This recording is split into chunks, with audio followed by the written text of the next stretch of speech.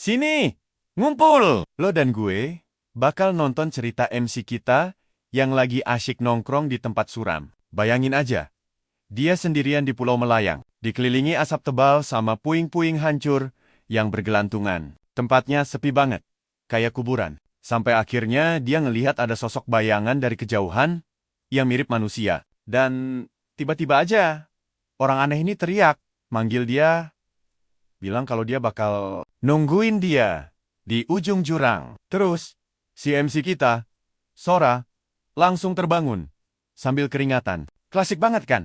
Mimpi buruk lagi. Tiba-tiba, ada yang manggil dan ngomel. Karena dia telat bangun lagi. Sora ngerasa familiar banget sama kakek-kakek di mimpinya. Yang bahas soal jurang tadi. Dia mulai mikir, apa ini? Gara-gara dia kebanyakan belajar akhir-akhir ini. Atau murni cuma stres doang. Bapaknya langsung nanya, apa dia bablas tidur lagi? Sora nyaut dengan sebel, minta jangan dianggap anak kecil terus. Karena umurnya udah 15 tahun. Tapi bapaknya malah nyeletuk, kocak, katanya.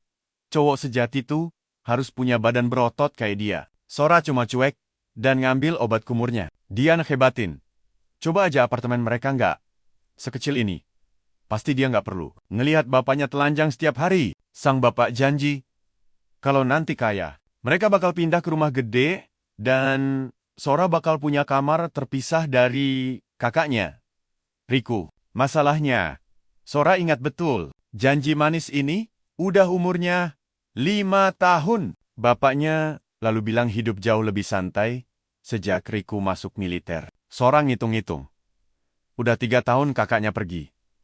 Dan dia sendiri juga niat mau daftar militer nanti. Dia sadar, kalau hari itu tiba, dia harus pamit dari hidupnya yang tenang ini. Pamit dari bapaknya, yang hobi ngelawak, dan dari ibunya, yang walau agak galak, tapi sayang banget sama keluarganya. Kumpul keluarga begini emang nyaman banget. Sora bahkan mikir pengen hidup begini selamanya. Tapi tiba-tiba aja, ada gempa yang bikin kaget. Awalnya dikira cuma gempa biasa. Tapi Sora punya firasat hidup, santainya bakal tamat. Cuma, dia nggak nyangka bakal seabsurd ini. Bayangin, ada menara raksasa. Tiba-tiba muncul gitu aja. Perhatiin baik-baik ya. Disinilah hidup tenang MC kita bakal berubah jadi gila. Menara raksasa itu sukses ngubah sejarah umat manusia selamanya. Dan Sora sadar banget, menara ini pasti ada hubungannya sama mimpinya. Keluarganya langsung lepon Riku di militer. Riku bilang semua aman, dan dia cuma ngikutin arahan atasan. Sambil janji, bakal segera pulang kampung. Tapi jujur aja, suara dia kedengaran lemah banget. Dan malam itu juga, mereka hilang kontak sama Riku. Berita di TV nyuruh warga tetap di dalam rumah, biar aman. Tapi, siapa yang nggak panik coba? Totalnya, udah ada 20 menara yang muncul. Nggak lama kemudian, siaran TV dan radio langsung mati total. Akses informasi terputus gitu aja. Dan semua orang panik, mulai evakuasi ke tempat penampungan. Ibu Sora ninggalin surat buat Riku, biar dia langsung nyusul ke penampungan. Di jalan, pemandangannya kayak spoiler film kiamat. Banyak tentara lewat pakai kendaraan lapis baja mereka dengan wajah putus asa. Plus mobil-mobil mereka penuh bekas cakaran raksasa. Bapak Sora cuma bisa melongo bingung. Akhirnya mereka sampai di sebuah gedung olahraga yang disulap jadi tempat penampungan sementara. Karena tempatnya luas, semua pengungsi bisa masuk. Tapi suasananya sepi banget. Kayak lagi antre nunggu giliran, dicabut nyawanya. Tapi biarpun lagi tegang begini, selalu aja ada orang caper yang bikin masalah. Tiba-tiba ada om-om narik seorang anak kecil dan nuduh anak itu nyolong rotinya. Si bocah langsung membela diri. Bilang kalau dia nggak ngambil apa-apa. Dan jelasin kalau semua orang emang dapat jatah satu. Sambil nunjuk ke kantong si om yang ada bungkus kertasnya. Ketahuan banget om. Ini udah makan jatahnya. Tapi dia malah mukulin si bocah. Gila kan? Setelah ngerebut rotinya, dia dengan santainya bilang, anak itu pasti udah kenyang. Jadi, rotinya buat dia aja.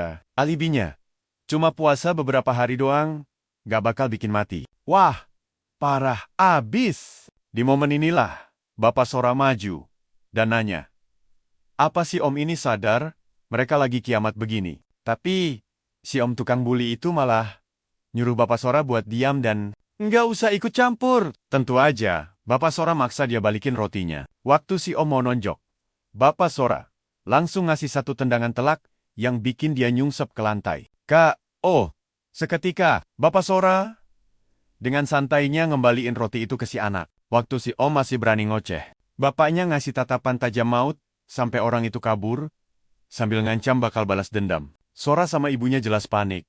Tapi bapaknya bilang, santai aja. Masalahnya, Sora kenal banget siapa orang tadi. Dia nggak bakal lupa muka nyebelin itu. Karena dia adalah Kagawa, cowok yang hobi banget manfaatin orang dan sering ngebully Sora di sekolah. Tiba-tiba, seorang tentara datang, bawa pesan darurat, nyuruh semua orang buat segera keluar dari gedung itu secepatnya menuju truk militer. Yap, langsung disuruh pindah ke truk militer. Semua orang jelas kaget. Parah.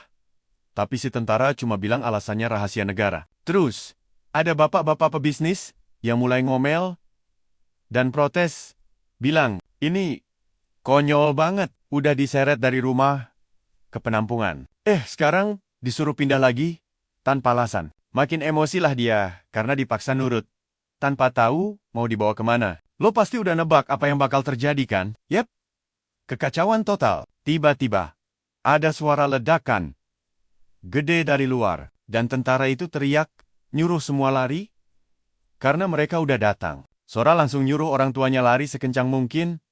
Karena firasatnya udah super buruk. Tentara tadi nahan pintu sekuat tenaga. Nyuruh semua kabur. Tapi, coba tebak, apa yang masuk? Gerombolan monster, haus, darah. Klasik, anime banget. Sora ngeblank. Nggak paham sama situasi gila ini. Dan ikutan panik. Orang tuanya udah lari duluan.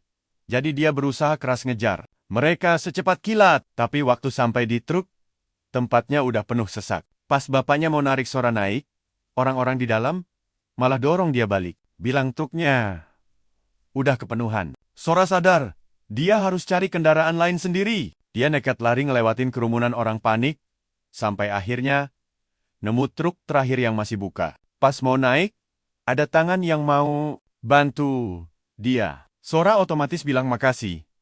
Tapi nggak ada balasan. Dan pas dia lihat siapa orangnya, jeng-jeng, itu Kagawa, si tukang bully. Sial banget. Dari miliaran orang, kenapa harus dia? Kagawa malah nyinyir. Nanya, kenapa bukan Sora aja yang mati gantiin bapaknya? Terus, dengan teganya, ngedorong Sora keluar. Sora jatuh, dan berakhir diinjak-injak sama warga yang lagi panik, rebutan selamat. Di tengah rasa sakit, Sora mikir, dia belum boleh mati. Dia teriak dalam hati, minta tolong ke siapapun. Tiba-tiba, dia ngelihat bayangan kakek-kakek yang sama persis. Kayak di mimpinya. Kakek itu ngulangin kata-katanya. Bilang bakal nunggu di ujung jurang. Waktu Sora melek lagi, dia udah nggak diinjak-injak, warga panik. Tiba-tiba aja dia ada di tempat yang berbeda 180 derajat. Baru aja sadar. Wish! Sebuah batu tajam nyaris bikin kepalanya bolong. Ternyata ada goblin jelek yang lempar batu itu. Sora langsung lompat ketakutan dan lari. Sambil lari, dia mikirin keluarganya. Di mana mereka? Apa? Mereka selamat. Dan yang paling penting, apa tempat aneh ini adalah neraka jalur VIP. Tapi si goblin ngeselin ini malah terus nyerang hujan batu. Bam! Satu batu, sukses kena bahu Sora. Sakitnya bukan main. Dan dia mulai putus asa. Karena monster hijau ini kelihatan banget ogah nyerah. Dan haus darah. Sora cuma bisa mikir, kutukan apa yang lagi dia alamin ini? Menara raksasa muncul. Dikhianati Kagawa. Terus disapa kakek misterius di mimpi. Dan sekarang dikejar goblin pembunuh. Combo apes maksimal. Karena ngerasa hidupnya emang udah kena kutuk, dia mutusin buat ngelawan balik. Sora ngambil sebongkah batu dan langsung balas nyerang si goblin. Setelah gelut yang super brutal, dia berhasil ngabisin monster itu. Pas dilihat dari dekat, wujudnya kayak beneran keluar dari video game. Pikiran gamernya langsung aktif. Dia ngebayangin bakal ada kotak teks, melayang, atau ... PETI. Item drop. Benar aja. Tiba-tiba ada semacam kristal aneh keluar dari dada goblin itu. Kristal itu bersinar terang dan melayang pelan-pelan ke dada Sora. Pas disentuh, wish, kristalnya langsung. Jadi, apa yang lo dan gue pelajari? Kalau dapat batu kristal, sikat aja. Luka Sora sembuh instan. Badannya berasa makin kuat. Kayaknya MC kita baru aja naik level nih. Sini, gue kasih tahu cerita gila ini. Persis kayak di game, abis ngalahin musuh, dia penasaran ada misteri apa lagi di sini. Dia ambil senjata si goblin dan nyari tempat aman. Terus, setelah keliling-keliling, dia sadar. Cuma muter-muter aja, tanpa nemu jalan baru atau monster lain. Firasatnya bilang, satu-satunya cara ya, harus turun lewat tangga melayang. Di depannya, yang ada di tengah pulau penuh asap tebal. Kelihatan bahaya banget sih, tapi dia nekat turun pelan-pelan. Kalau di game, biasanya ada musuh yang tiba-tiba muncul buat dorong pemain dari tangga, dan dia mikir apa ada kesempatan kedua, kayak respawn gitu. Ya pasti, enggak lah.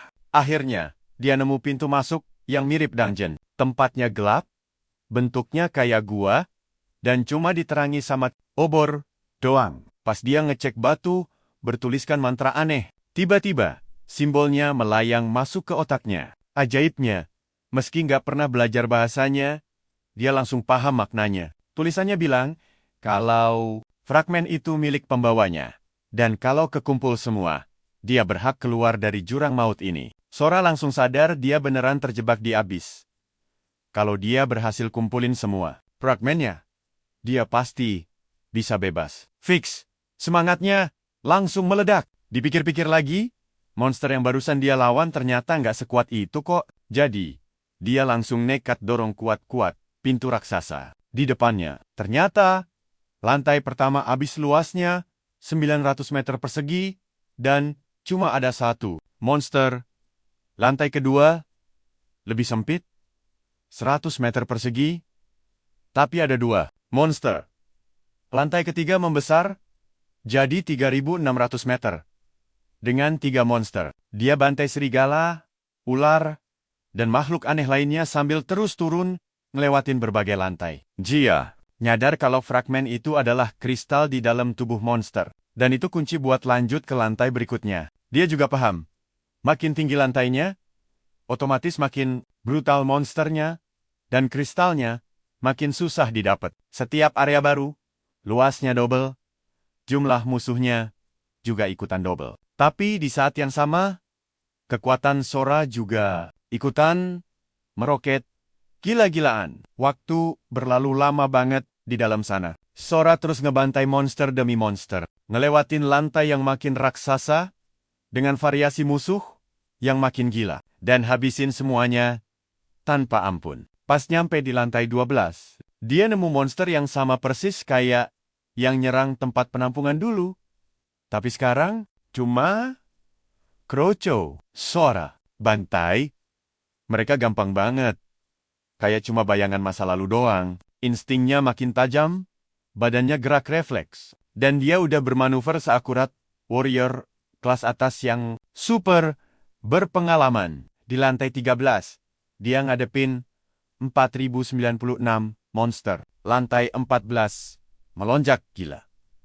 Jadi 16.000 lebih. Pas nyampe lantai 21, sekarang perhatiin. Ini makin gila. Total musuhnya tembus 1.485.000. Di lantai 30, jumlahnya 500 juta. Nyari fragmen. Udah kayak nyari jarum. Kadang, dia tahu monster mana yang bawa kuncinya, tapi dia dikepung makhluk yang jauh lebih mematikan. Ada yang sembunyi di gua sempit, ada juga yang badannya sekeras baja. Tapi, biarpun begitu, Sora terus nerjang semuanya. Tiap makhluk setiap halangan. Dia bantai dengan brutal dan dingin tanpa sisa. Dia terus ngamuk sampai akhirnya nyentuh lantai 42. Jumlah monster di level itu mencapai 2.199 miliar. Semua musuh siap bantai dia tanpa ampun. Tapi Sora malah mikir, ini persis yang dia mau. Dia gak tahu berapa lama dia udah di sana. Dia udah lama banget kehilangan konsep waktu di tempat yang isinya cuma kematian dan pembantaian ini. Sambil nyabut kapak dari mayat monster, tiba-tiba dia ngerasa ada yang ngedeket dari belakang. Sekali tebas kilat, musuh itu mati, seolah bukan apa-apa. Dia tarik kepala monster itu sampai putus.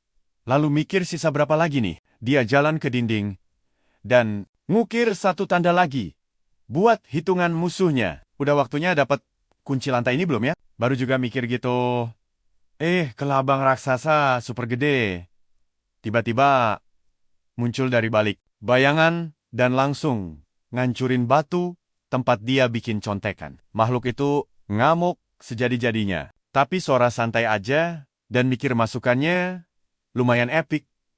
Sambil ngerasa ini bos pemegang kunci. Dia ngehindar cepet banget sampai si kelabang nggak bisa ngikutin. Terus dia sadar, mau sekuat apapun monsternya, semuanya mati dengan cara yang sama. Bahkan, makhluk yang ngaku paling kuat pun lenyap dalam satu pukulan. Buat dia, konsep kekuatan udah nggak ada artinya. Dia jibatin mana sih?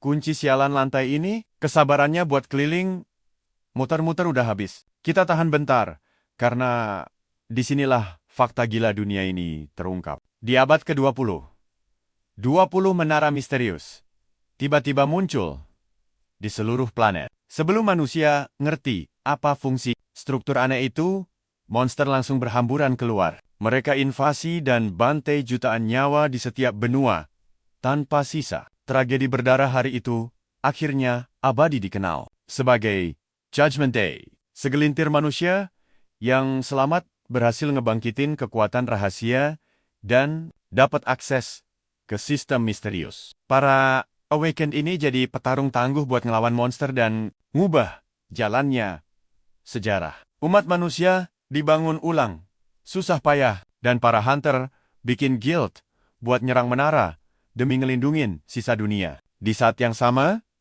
Sora masih nyangkut di abyss, lari ngejar satu monster lagi, sambil ngecek status makhluk sialan itu. Tapi mendadak, dia dengar suara sistem bilang, ada yang baru aja pakai scroll, teleportasi tingkat tinggi, dan pemanggilan itu harus segera digagalkan. Sora kaget setengah mati.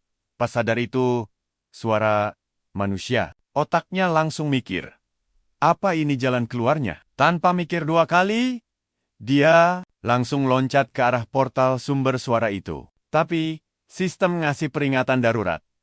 Kalau abyss, nggak bisa mindahin dua makhluk hidup sekaligus. Masa bodoh, Sora mikir. Nggak ada yang boleh ngalangin jalannya. Sementara itu, di sebuah kota di bumi, ada cewek yang lagi lari ketakutan. Namanya Yu Sonazaki. Awakened level 19. Dia tahu, dia harus buang barang itu secepatnya. Tapi, apes, kakinya tiba-tiba dililit akar, sampai jatuh nyungsep ke tanah.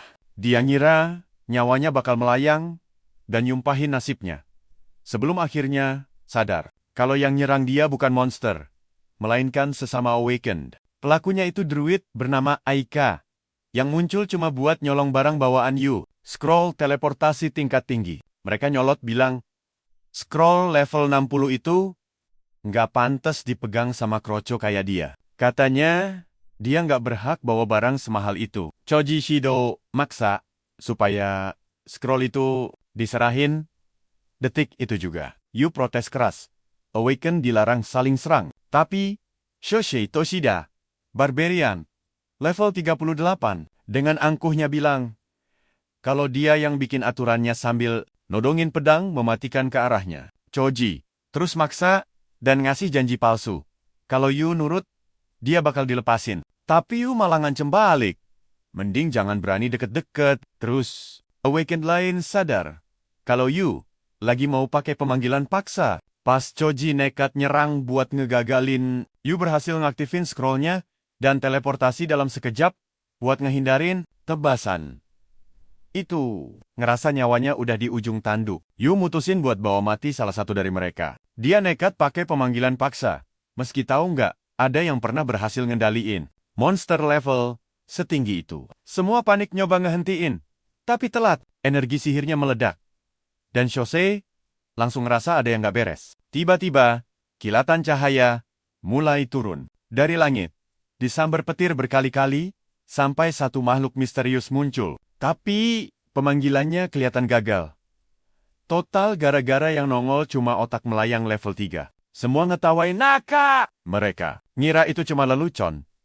Mana bisa monster ampas gitu ngelindungin dia? Mereka ngeledek habis-habisan karena usaha Yu ambiar. Tapi kemudian, ada yang meledak dari dalam otak itu. Ngerobeknya. Hancur. Dari dalam. Percaya deh. Kalian bakal merinding. Lihat ini. Sesosok manusia muncul. Diselimuti aura buas. Pas Yu nanya siapa dia, Sora nyengir dan bilang, dia akhirnya bebas dari neraka jahanam itu. Shosei langsung gemetaran, cuma dengar ketawa gilanya. Semua orang di sana tercekik tekanan sihir brutal yang meluap dari tubuhnya. Sora perlahan jalan deketin orang pertama yang dia lihat. Ayo kita mulai kisah gila ini. Sora menatap tajam ke arah Aika, bertanya, apakah ini benar-benar bumi? Aika mengangguk. Sora, yang masih syok, bergumam bahwa dia akhirnya berhasil pulang. Namun, dia menatap aneh orang-orang di sekitarnya. Bertanya, apakah mereka sedang bermain peran? Atau pesta kostum? Anggota guild langsung maju menyerang, meneriaki Sora agar tidak pernah berani meremehkan kekuatan Guild Tigers Roar. Tapi lucunya, saat serangan mereka mengenai tubuhnya, senjata mereka langsung hancur berantakan. Sora diam saja. Serangan itu sama sekali tidak terasa olehnya. Melihat itu, Choji Shido spontan memanggilnya monster. Kata itu justru memicu insting bertarung Sora yang telah terasah tajam di dalam jurang maut. Tanpa ampun, dia mencekik leher Shosei kuat-kuat hanya dengan satu tangan dan menuntutnya menunjukkan nomornya. Choji yang tercekik kebingungan dengan pertanyaan aneh itu. Sora akhirnya melepaskan Shosei yang langsung ambruk ke tanah nyaris tak bernyawa. Syok berat, Shosei sampai ngompol di celana. Benar-benar memalukan. Sora dengan santai menyuruh mereka pergi. Sekarang juga. Shosei terhuyung bangun, lalu lari, terbirit-birit bersama sisa anggota guildnya, bersumpah akan membalas dendam suatu hari nanti. Di sisi lain, Yu hanya bisa berdiri mematung karena syok total. Dia melihat bekas luka yang mengerikan di tubuh Sora. Aura mengerikan menguar darinya. Yu merasa kekuatan itu benar-benar tidak masuk akal. Dia ragu.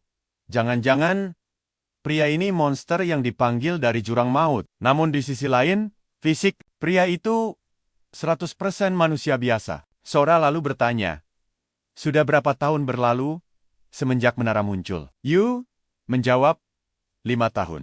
Setelah memastikan ini benar-benar bumi, Sora penasaran, apa itu gulungan yang mereka bicarakan tadi? Dan kenapa pakaian Yu sangat aneh? Yu menjelaskan bahwa semenjak menara muncul, umat manusia membangkitkan sebuah sistem dewa. Sistem itu memberi kekuatan dan senjata. Imbasnya, para monster bebas berkeliaran di bumi. Banyak kota hancur lebur, dan kota es terkena serangan invasi level es yang mematikan. Sora tersentak, menyadari kota es adalah kampung halamannya sendiri. Dia segera menanyakan kondisinya saat ini. Yu menjawab bahwa kota itu sudah rata dengan tanah, namun beberapa orang dengan level kekuatan tinggi dikirim untuk membasmi monster di sana. Sora langsung bertanya arah menuju ke sana. Yu menunjuk jalan, dan pria itu seketika melesat pergi secepat kilat. Yu terpaku selama beberapa detik. Tidak percaya pria itu nekat pergi sendirian dan bertanya-tanya dari mana asalnya. Dia sadar harus segera melaporkan kejadian gila ini kepada kakaknya. Sementara itu, kelompok Guild Tigers Roar masih lari pontang-panting, memapah bos mereka yang terluka parah. Tapi tiba-tiba, Sosok Sora kembali muncul memblokir jalan. Perhatikan baik-baik bagian ini. Suasananya mulai menegangkan. Dengan tudung menutupi wajahnya. Sora memberi waktu 3 detik untuk menjawab di mana targetnya berada. Waktu habis, dan tak satu pun yang buka suara. Hanya dengan satu pukulan ringan, Sora melenyapkan seluruh anggota guild itu. Di markas besar Tiger's Roar, seorang wanita melapor bahwa tidak ada sinyal atau balasan apapun dari tim Toshida. Selain itu, keberadaan gulungan teleportasi juga hilang tanpa jejak. Pria yang mendengar laporan itu mengumpat kesal atas kegagalan mereka, menyebut tim itu sebagai sekumpulan sampah tak berguna. Dia bingung, bagaimana bisa mereka kalah dari gadis level 19. Rick Mukai, sang pendeta badai, sangat murka mendengar pasukan repotnya gagal mengurus satu mangsa lemah seperti itu. Wanita itu melapor bahwa seluruh tanda nyawa kelompok itu lenyap serentak. Rick langsung paham apa artinya. Dia menyimpulkan bahwa anak buahnya telah dibantai dalam satu serangan maut. Rick memerintahkan pencarian pelaku dan segera menangkap Yu Sonazaki untuk diinterogasi. Dia bersumpah akan mencabik siapa saja yang berani menyentuh anak buahnya. Namun, saat wanita itu melongok keluar jendela, dia melihat sosok Sora melintas. Aura pria itu sama sekali tidak manusiawi. Dia seperti iblis murni yang memancarkan bau darah pekat. Rick mulai sadar ada yang sangat tidak beres dan menduga ada zona runtuh di dekat sana. Invasi kali ini benar-benar di luar nalar, dan dia yakin entitas berkekuatan dewa ikut campur tangan di sini. Terlebih lagi, sebuah menara yang tertidur selama 5 tahun akhirnya bangkit. Menghadapi krisis darurat ini, Rick segera menarik mundur seluruh tim pencari ke markas. Sementara itu, Sora tiba di zona kehancuran bekas kota es. Mengenang masa 5 tahunnya, terjebak di dalam jurang penderitaan abadi. Tempat itu adalah neraka paling nyata baginya. Namun, di sanalah Sora yang lemah berevolusi menjadi sosok overpower, gila-gilaan. Instingnya diasah menembus batas kewajaran. Meski berubah menjadi buas, dia tidak pernah melupakan keluarganya sedikit pun. Memori tentang mereka lah yang menjaga akal sehatnya bertahan. Sekarang, monster jurang maupun permukaan hanyalah serangga pengganggu di matanya. Yang terpenting baginya saat ini adalah mencari tahu nasib ayah, ibu, dan saudaranya. Sora akhirnya memijakkan kaki di kota es. Tempat yang dulunya penuh kehidupan ini, sekarang tak lebih dari tumpukan rongsokan. Mayoritas gedung telah hancur lebur akibat gempa bumi skala besar. Tak ada jejak monster di sana. Dan karena evakuasi massal, mustahil ada manusia yang menetap. Saat berniat membuka pintu rumah lamanya, tanpa sengaja Sora malah. Kita semua pasti paham, rasanya kangen rumah kan? Sora melangkah masuk, meski sadar tempat itu kosong melompong. Ini adalah markas kenangan indahnya. Dan dia wajib melihatnya sendiri. Lalu matanya tertuju pada selembar kertas di atas meja. Sebuah pesan khusus untuknya. Tulisan itu bilang bahwa saat semua orang menganggapnya mati, orang tuanya menolak menyerah begitu saja. Mereka merapikan barang-barang lamanya di kamar, seperti sedia kala. Mereka sangat yakin putra kebanggaan mereka akan pulang. Sora membaca bahwa mereka nekat menantang maut demi kembali ke rumah, demi dirinya. Pesan itu juga bilang, ada baju bersih di lemari untuknya, ganti pakaian. Lebih kerennya lagi, ada peta rute menuju tempat perlindungan nomor 6. Lokasi mereka saat ini mengungsi. Surat dari ayahnya itu diakhiri dengan janji bahwa mereka selalu menunggunya pulang. Sora mengangkat sebilah pisau, merenungkan seberapa gilanya kekuatannya sekarang. Tanpa basa-basi, dia menatap cermin dan memotong rambut gondrongnya. Dia merasa kekuatan overpowernya saat ini sanggup mengakhiri kiamat. Masih ada waktu untuk menebus tahun 2000 yang hilang. Sora membulatkan tekad untuk berangkat menuju zona perlindungan 6 sesuai panduan peta. Sesuai dugaan, akses jalan darat sudah hancur total. Tapi persetan dengan jalanan, dia membuat rutenya sendiri dengan melompati puing-puing. Melihat segerombolan monster terbang melintasi awan, Dia menembak mereka satu persatu, memakai bangkainya sebagai pijakan udara super gila demi mencapai tujuan lebih cepat.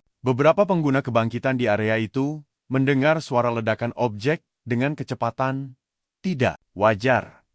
Saat mereka mencoba mencari tahu, Sora sudah membelah awan melesat bak jet tempur. Tidak ada yang mampu melihat wujudnya.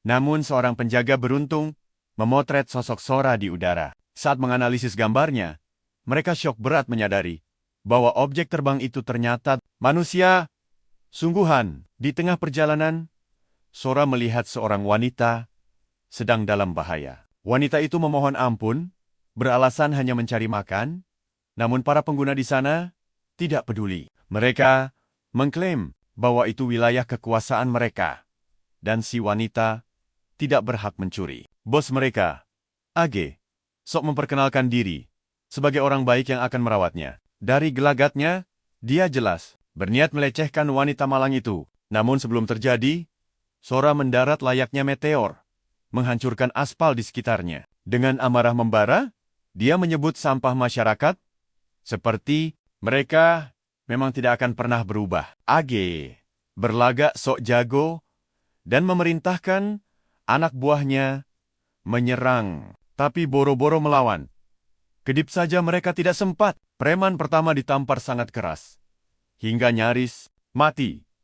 Preman kedua serangannya ditepis, dan Sora mematahkan lengannya semudah mematahkan ranting kering. AG panik ketakutan, membentak nanya siapa dia, dan menyombongkan status yang sedang dia hadapi. Dia membual. Sampai di sini, kalian pasti tahu nasib orang ini kan? Agi membawa nama Guild Tiger's Roar, mengancam Sora. Tapi MC kita malah maju mendekat dan bertanya balik. Sini ngumpul kawan. Kita mulai dari momen si tukang buli ini. Sadar, matanya melotot kaget. Melihat anak yang dulu dia bunuh, ternyata masih hidup. Mustahil. Batinnya panik. Sora makin mendekat. Dengan tatapan super mengancam. Dia mencekik leher si preman, membenarkan tebakannya. Sora bilang, dia berhasil merangkak keluar dari dasar neraka hanya karena dendam padanya. Dan sekarang giliran dia yang berangkat ke sana. Di kepalanya, suara-suara gelap dari jurang terus membisikkan satu hal, bunuh saja. Kau yang terkuat sekarang. Kau bisa melakukan apapun semaumu. Sora teringat semua siksaan pedih dari mantannya ini. Semua rasa sakit dan hinaan itu. Tiba-tiba, dia ingin membalas semuanya. Tapi, dia juga ingat siapa targetnya. Sebenarnya, sampah yang menindas orang lemah demi kesenangan belaka. Dia melakukan itu ke semua orang. Lalu, dengan amarah yang mendidih sampai ke ubun-ubun, Sora melepaskan cekikannya. Pria itu nyaris mati lemas. Sora merasa tak mau menjadi iblis sepertinya. Tapi membiarkan sampah ini bernapas bebas, seolah tanpa dosa juga bukan pilihan cerdas. Jelas, kalau dia dibiarkan hidup tenang, akan ada korban jiwa lainnya. Sora menegaskan, tak akan mencabut nyawanya. Tapi dia juga tak akan membiarkannya berkeliaran dengan bebas begitu saja. Dia kembali mengingat selama 2 tahun penuh, tukang buli itu mengubah masa sekolahnya menjadi neraka sungguhan. Dia terus-terusan dipukul, dihina, dan diancam. Parahnya, targetnya bukan cuma dia, tapi semua anak yang terlihat lemah. Dan saat ada kesempatan, dia bahkan mencoba mendorongnya dari truk supaya mati. Totalnya, Sora sudah menerima 4 pukulan telak seumur hidupnya dari si brengsek ini. Tapi sekarang, situasinya berbalik. Preman itu tersungkur ke tanah, mengemis ampunan. Dia memohon dengan sangat, bilang kalau sampai dipukul sekali saja, dia bakal langsung mati. Tapi dengan santainya Sora menjawab, tak perlu panik, karena dia akan pelan-pelan. Pukulan pertama mendarat telak.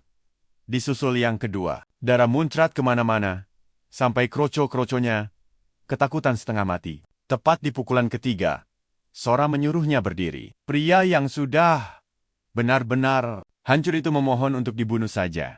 Tapi Sora menolak keras. Dia malah menekan kepala musuhnya ke tanah dengan beringas. Preman itu tak bisa melihat atau bernapas lagi. Sora menyadari kalau keempat anggota tubuhnya sudah lumpuh total dan dia buta sepenuhnya. Impaslah ya. Impaslah. Ya, dia lalu menyuruh para anak buahnya membawa bos mereka ke rumah sakit dan melarang keras mereka kembali. Setelah itu, dia melangkah pergi tanpa menoleh sedikit pun. Jalan pulangnya sudah bersih sekarang. Sementara itu, di zona aman sebuah kota, beberapa prajurit Awakening sedang melakukan patroli ketat. Komandan mereka, Letnan 1, Tanji Kagura, memberi peringatan keras agar tak ada yang lengah atau asyik mengobrol. Dia mengingatkan kalau monster buas bisa saja muncul kapanpun. Perhatikan baik-baik kawan, ini yang bikin kaget. Seorang prajurit baru saja sombong bilang ini zona aman dan mustahil ada serangan. Tapi di detik berikutnya, kepala prajurit itu putus, ditebas. Monster yang muncul ternyata anak Kraken. Makhluk mematikan level 45. Pasukan langsung membuat formasi dan menembakkan senapan mereka. Membabi buta. Tapi peluru biasa sama sekali tak mempan. Level monsternya kelewat tinggi, bos. Sang komandan langsung memerintahkan pasukannya menyebar. Tapi satu prajurit lagi tewas. Mengenaskan. Kepanikan memuncak. Lalu salah satu prajurit yang mengamuk melihat temannya mati, berlari menerjang monster itu sambil membawa bom di tangannya. Tapi saat dia mendekat, dia melihat keanehan. Anak Kraken itu sama sekali tidak menyerangnya. Makhluk raksasa itu malah ketakutan, menutupi matanya dengan tentakel, seolah sedang bersiap menerima serangan mematikan dari atas. Pasukan sadar, monster itu bukan takut pada mereka. Meski begitu, mereka tetap melempar bomnya dan memicu ledakan raksasa. Namun, saat asap mulai menipis, mereka melihat anak Kraken itu tidak lecet sedikit pun. Tapi sebelum monster itu membalas, tiba-tiba sesuatu jatuh dari langit dan menginjaknya sampai hancur. Ya, itu Sora! Semua prajurit melongo. Tak percaya dengan apa yang baru saja terjadi. Letnan Tanji langsung paham. Pria inilah alasan si monster ketakutan tadi. Pria ini membunuh makhluk yang tahan ledakan super besar hanya dengan sekali injak. Serangan destruktif selevel ini cuma dimiliki segelintir ranker atas. Tanji Kagura sampai merinding. Seumur hidup belum pernah melihat manusia sekuat ini. Dia harus tahu siapa identitasnya. Kalian pasti mikir, kemampuannya bakal tembus lihat status karakter utama kita kan? Coba tebak. Saat Tanji memakai skill inspeksi khusus, sistem dengan kejam memblokirnya. Alih-alih dapat info, malah muncul satu pesan, peringatan merah. Kau harus memberi hormat. Tanji bertanya-tanya, bisa tidak dia melihat info pria itu? Efek pantulannya terlalu brutal, sampai membuatnya pingsan seketika. Membuat para prajurit panik dan langsung berteriak memanggil para medis. Di sisi lain, Sora mendatangi seorang prajurit karena ada yang ingin ditanyakan. Dia mencari arah ke tempat perlindungan 6. Lalu prajurit itu bilang jaraknya 50 km ke utara. Tapi dia harus melewati area ke-10 yang berbahaya. Sora yang kepo bertanya soal area ke-10 itu. Lalu dijelaskan kalau itu adalah zona khusus untuk mengurung monster buas. Para monster dikumpulkan di sana untuk meminimalisir kerusakan kota, dan banyak hunter bertarung di dalamnya. Saat prajurit itu girang, karena dapat item langka sisa monster tadi, Sora jadi mikir, ternyata di dunia ini, monster beneran menjatuhkan item mirip game ya. Dia bertanya lagi seberapa kuat monster yang baru dia injak tadi. Dan prajurit menjawab, kalau itu level 45, alias tier, yang sangat mematikan. Sora merasa lucu, karena manusia kesulitan melawan kecoa level segitu. Lalu dia iseng nanya, ada berapa banyak monster level atas di rute ini? Jawabannya, tak sampai 100 ekor. Karena, kalau lebih dari itu, umat manusia pasti sudah lama musnah. Sora berterima kasih atas info gratis itu, dan bilang dia akan mengurus semuanya sendiri. Tapi sebelum dia pergi, si prajurit memohon satu hal. Sambil bersujud, Dia tahu ini permintaan yang lancang. Tapi dia memohon agar Sora melewati area X. Karena Hunter Dewa sepertinya pasti bisa menyelamatkan banyak nyawa di sana. Sora berpikir singkat. Lewat sana memang jalur tercepat menuju tempat perlindungan 6. Jadi, kenapa tidak? Akhirnya dia setuju dan bakal meratakan semua monster yang menghalangi jalan. Beberapa waktu berlalu. Di tenda militer perbatasan, Letnan Tanji akhirnya sadar. Bawahannya sangat lega melihat komandannya selamat. Tanji langsung bertanya, sudah berapa lama dia pingsan? Dan ternyata, baru lewat 10 menit. Prajurit lapor kalau mereka sudah mengumpulkan banyak item dari monster mati itu. Tapi Tanji masa bodoh. Dia malah menanyakan kemana pria dewa yang menyelamatkan nyawa mereka pergi. Jawabannya, dia berjalan ke utara menuju area evakuasi 6. Wajah letnan itu pucat. Dia memastikan apa pria itu benar-benar menembus area K10 dan prajuritnya mengangguk. Bilang kalau Sora pergi tanpa ragu sedikit pun. Gawat, Letnan Tanji langsung teriak menyuruh mereka menghubungi pusat komando secepatnya. Bawahannya bingung. Kenapa harus serepot ini? Toh, pria itu baru pergi 10 menit yang lalu. Tapi sang letnan yakin masih ada sedikit waktu untuk menolongnya. Prajurit itu lapor kalau pesan darurat via radio sudah terkirim. Tapi dia masih tak paham apa urgensinya. Sang komandan akhirnya buka mulut, menjelaskan kalau operasi militer kali ini sangat berbeda dari biasanya dan ada rahasia tingkat tinggi di baliknya. Fakta gilanya, area ke-10 bukan sekadar kandang monster, tapi juga jadi target utama hujan bom militer besar-besaran. Sementara itu, jauh di markas komando pusat, panggilan darurat mereka akhirnya masuk. Sang kapten markas, Renji Kumagaya, yang merupakan penyihir api level 58, menyuruh operator langsung menyambungkan sinyalnya. Begitu Tanji terhubung ke pusat, dia langsung berteriak kencang, memberikan laporan darurat. Dia menjelaskan dengan panik, kalau beberapa saat lalu, ada hunter misterius nyasar, masuk ke zona ledakan tanpa tahu-menahu soal operasi militer rahasia yang sedang berjalan di sana. Komandan Renji malah mendengarkan dengan santai. Lalu bertanya sinis, apa Tanji menelpon cuman buat pamer kegagalannya sendiri? Tanji langsung membantah keras. Dia bilang, dia cuma ingin memperingatkan Hunter OP itu agar tidak mati. Konyol. Terkena bom nyasar. Kira-kira apa yang bakal terjadi selanjutnya? Kita buktikan bareng-bareng di part nanti ya. Sini kumpul.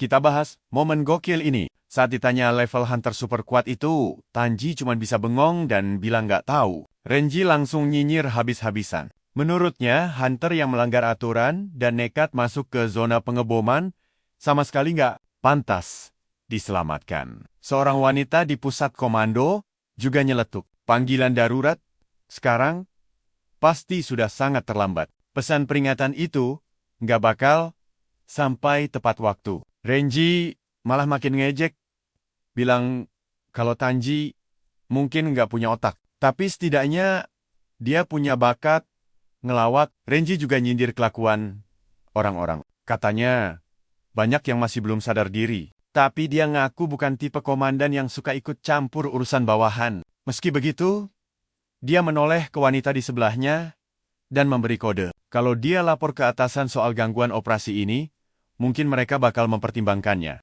Wanita ini adalah Komandan Eksternal Miyotonosaki, alias Mia, seorang penjinak golem level 73. Mia jelas jengkel dengan sikap arogan komandan itu. Menurutnya, mengorbankan nyawa pasukan sendiri cuma demi melawan musuh berbahaya adalah ide yang benar-benar konyol dan gak masuk akal. Dia lalu berpikir, kalau Letnan Tanji dari Kagura sampai nekat mau nyelamatin orang asing dan ninggalin operasinya sendiri, orang itu pasti bukan orang sembarangan. Pasti ada sesuatu yang super gila darinya. Mia lalu menatap tajam Tanji dan bilang dia percaya Tanji nggak berniat mengacaukan rencana pangkalan utama. Tapi kalau dia gagal ngasih alasan yang masuk akal soal kelakuannya barusan, Mia nggak akan segan menyeretnya langsung ke pengadilan militer. Tanji langsung pucat pasi dengar ancaman itu. Mia lirik jenderal, berharap itu cukup memuaskan egonya. Renji,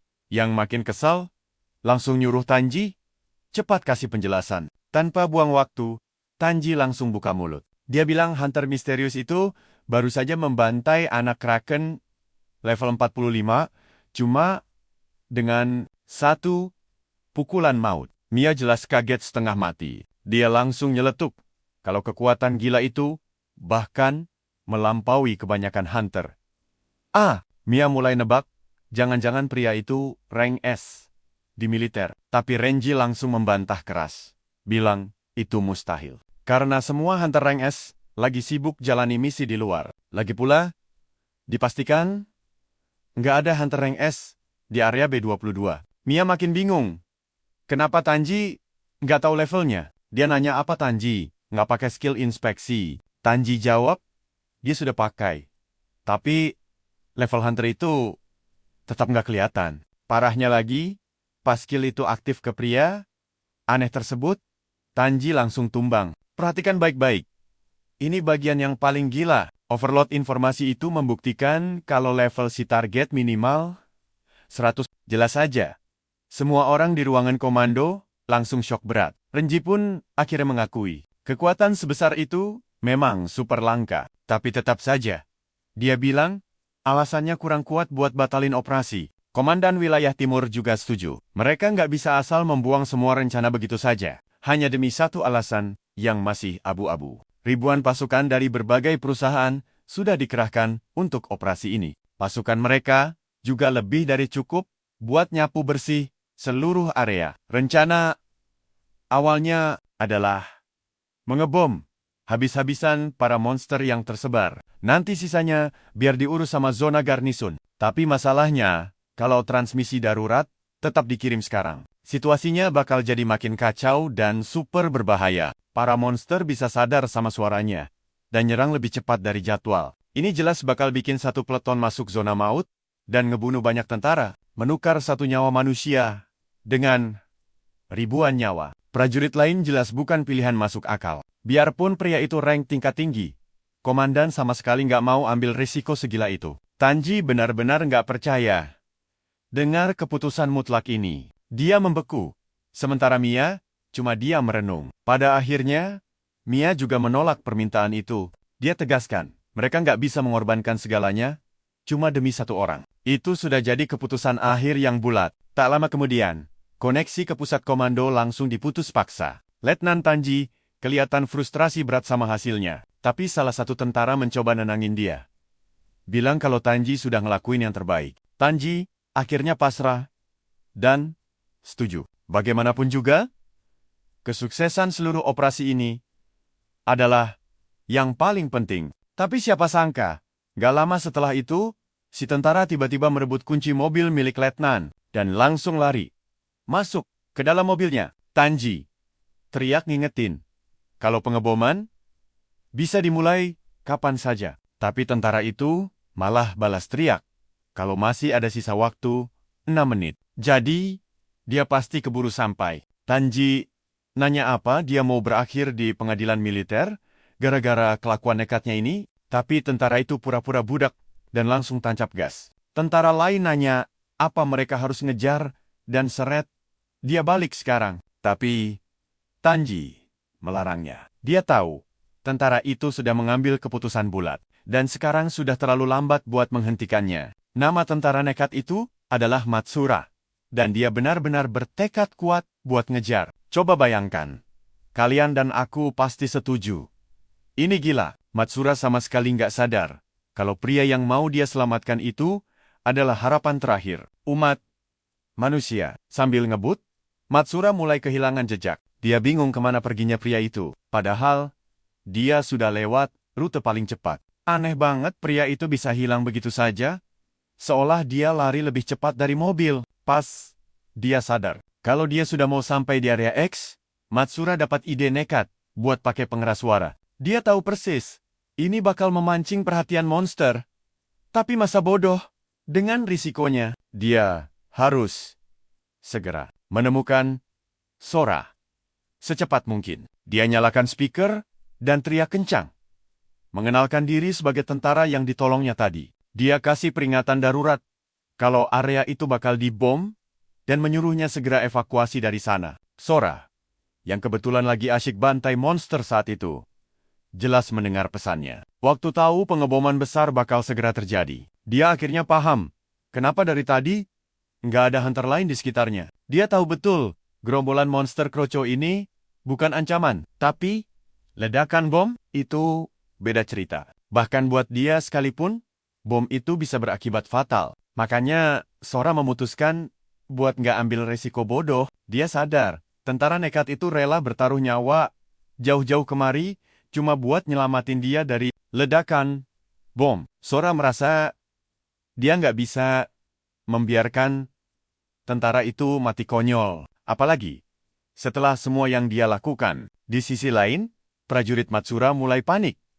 Apa Sora benar-benar dengar suaranya? Waktu tinggal hitungan detik sebelum bom dijatuhkan. Tepat di sisa 28 detik, dia sadar beberapa monster mengerikan. Malah berlari, mengepungnya. Di sisa 11 detik, Matsura tancap gas, tapi mobilnya malah ditabrak monster di tengah jalan. Tepat di momen kritis itu, Sora tiba-tiba muncul dan mengetuk kaca mobilnya. Matsura langsung lega, luar biasa.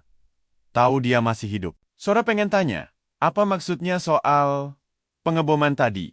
Tapi sebelum sempat dijawab, Matsura melotot ngeri pas sadar. Jam sudah menunjukkan pukul 5 sore.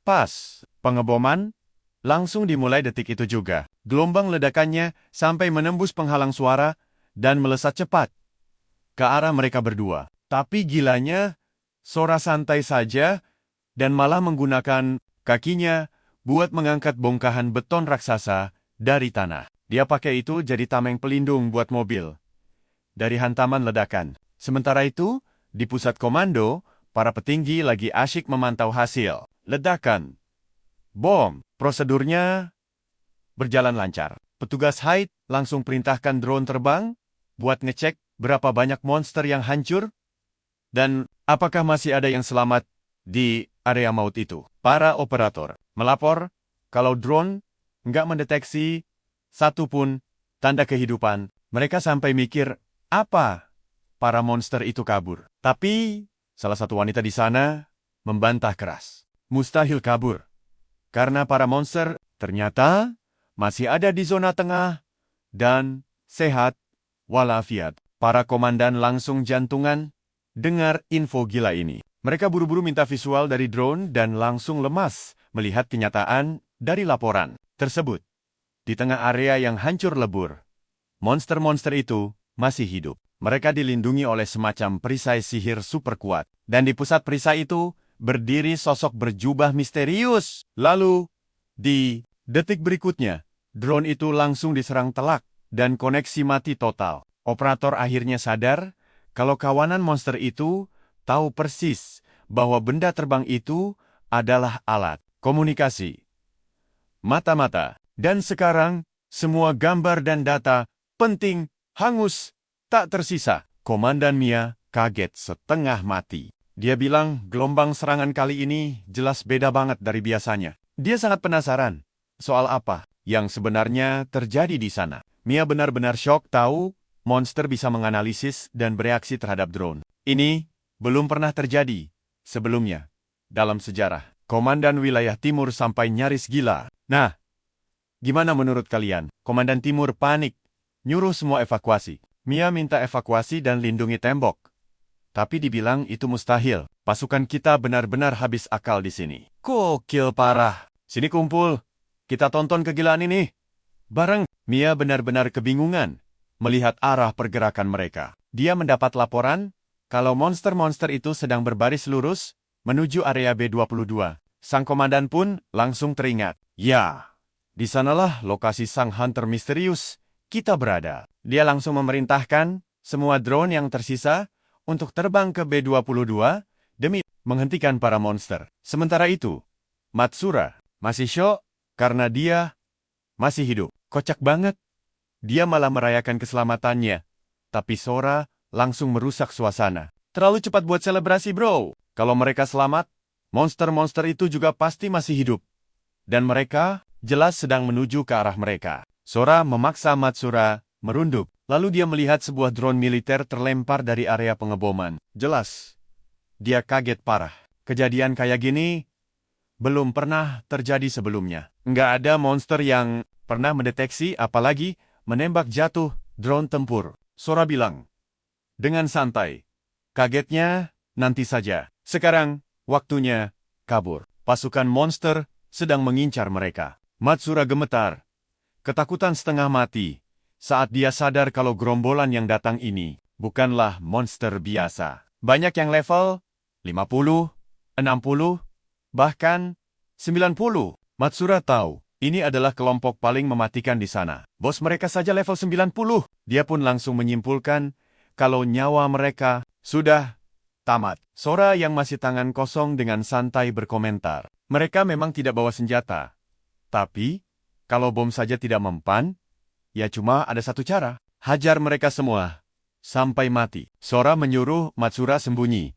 Sementara, dia maju sendirian melawan lautan monster. Dia membantai mereka dengan gampang, seolah mereka itu cuma kroco rendahan. Saat dia berhadapan langsung dengan monster level 90, dia langsung menahan. Serangan makhluk itu cuma dengan satu gerakan santai, tanpa kesulitan. Dia lalu merebut senjata dari tangan monster itu dan membalas lewat pukulan yang sangat brutal, sampai-sampai bisa langsung menghancurkan tamengnya, memecahkan helmnya, dan bahkan mencabut kepala makhluk itu. Gila banget! Saat itulah, Sora akhirnya berhadapan langsung dengan si pria berjubah. Dia merasa ada yang aneh karena tidak bisa merasakan hawa keberadaannya. Aneh banget buat orang sekuat itu. Pria berjubah itu bilang kalau dia akhirnya menemukan Sora. Lalu, dari balik jubahnya, beberapa tentakel keluar dan langsung mengambil alih tubuh monster yang sudah mati itu. Perhatikan baik-baik. Kekuatan pria itu menghidupkannya lagi. Dia mengumumkan kalau benih habis, akhirnya bangkit. Lalu si monster menuntut Sora mengembalikan miliknya. Sora bingung, mencoba memahami apa yang sebenarnya mereka bicarakan. Pria berjubah itu bilang, Sora sudah mencuri kekuatan orang lain dan harus membayar dengan nyawanya. Beberapa tombak tiba-tiba muncul di sekitarnya dan melesat menyerang Sora, tapi dia menangkis salah satunya dengan gampang. Kocaknya, tombak lain yang berhasil mengenainya malah hancur berkeping-keping saat menyentuh badannya. Sora mengejek, kalau cuma itu kekuatannya, itu nggak bakal cukup buat membunuhnya. Lalu, saat dia diserang langsung oleh si monster, dia menghindar dengan sangat santai. Sebuah drone lain muncul terbang di atas mereka, dan si pria berjubah mengejek. Kalau itu cuma tiruan murahan, gagak Odin, ciptaan manusia yang menyedihkan. Sora langsung menyingkirkan tangan si pria berjubah dan mengingatkan, kalau mau membunuhnya, fokus saja ke pertarungan. Dia lalu menancapkan tombaknya ke arah jubah musuhnya. Tapi pria berjubah itu menghilang di saat yang sama. Dia bilang, sangat menjijikan, diawasi oleh manusia dengan mesin primitif mereka. Dan itu membuatnya sangat muak. Tanpa buang waktu lagi, dia langsung menyuruh makhluk lain menghancurkan drone itu dan memerintahkan para monster menghabisi semua pengamat. Nah, tentara yang mengendalikan drone tadi ternyata sedang bersembunyi di gedung terdekat. Dia pikir peralatannya hancur total. Tapi untungnya, dia merasa puas. Misinya berhasil. Alasan para monster itu putar balik ternyata murni karena Sora. Dan dia sangat takjub melihat hunter ini melawan seluruh pasukan monster sendirian. Dia harus lapor ke komandan soal identitas pria ini. Tapi sayang, 1000 sayang. Sebelum kabur, dia malah ketahuan oleh para monster. Gedung tempatnya sembunyi langsung diserbu habis-habisan. Dan pria berjubah itu menyuruh kroconya menghabisi semua manusia. Sora tiba-tiba teringat kata-kata yang pernah dia dengar sebelumnya. Kalau dia cukup kuat untuk menyelamatkan banyak nyawa. Di saat yang sama, dia mendengar Matsura yang panik karena situasinya makin kacau balau. Sora berpikir, untuk memburu musuh, cara terbaiknya adalah mengincar sang pemimpin secara langsung. Tapi, demi menyelamatkan sebanyak mungkin orang. Dia wajib menghabisi musuh sebanyak-banyaknya. Dia lalu menghindari pukulan lain dari si monster raksasa.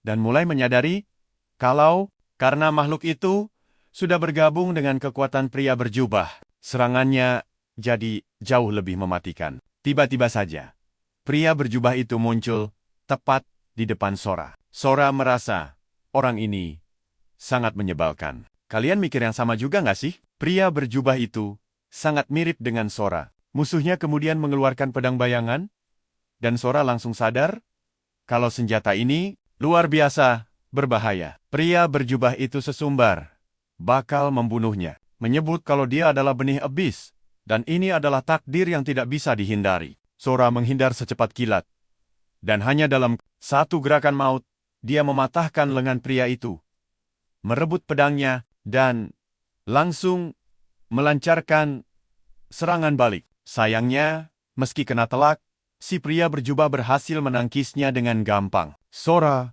mulai bertanya-tanya, apa cuma perasaannya saja? Atau energi ini memang sama persis dengan kekuatan iblis yang pernah dia serap? Pria berjubah itu mulai mengejek. Apa Sora cuma bisa mencuri kekuatan orang lain? Dia lalu melenyapkan pedang itu dari genggamannya cuma lewat satu gerakan jari, memamerkan kalau inilah kekuatan iblis yang asli. Sora langsung paham.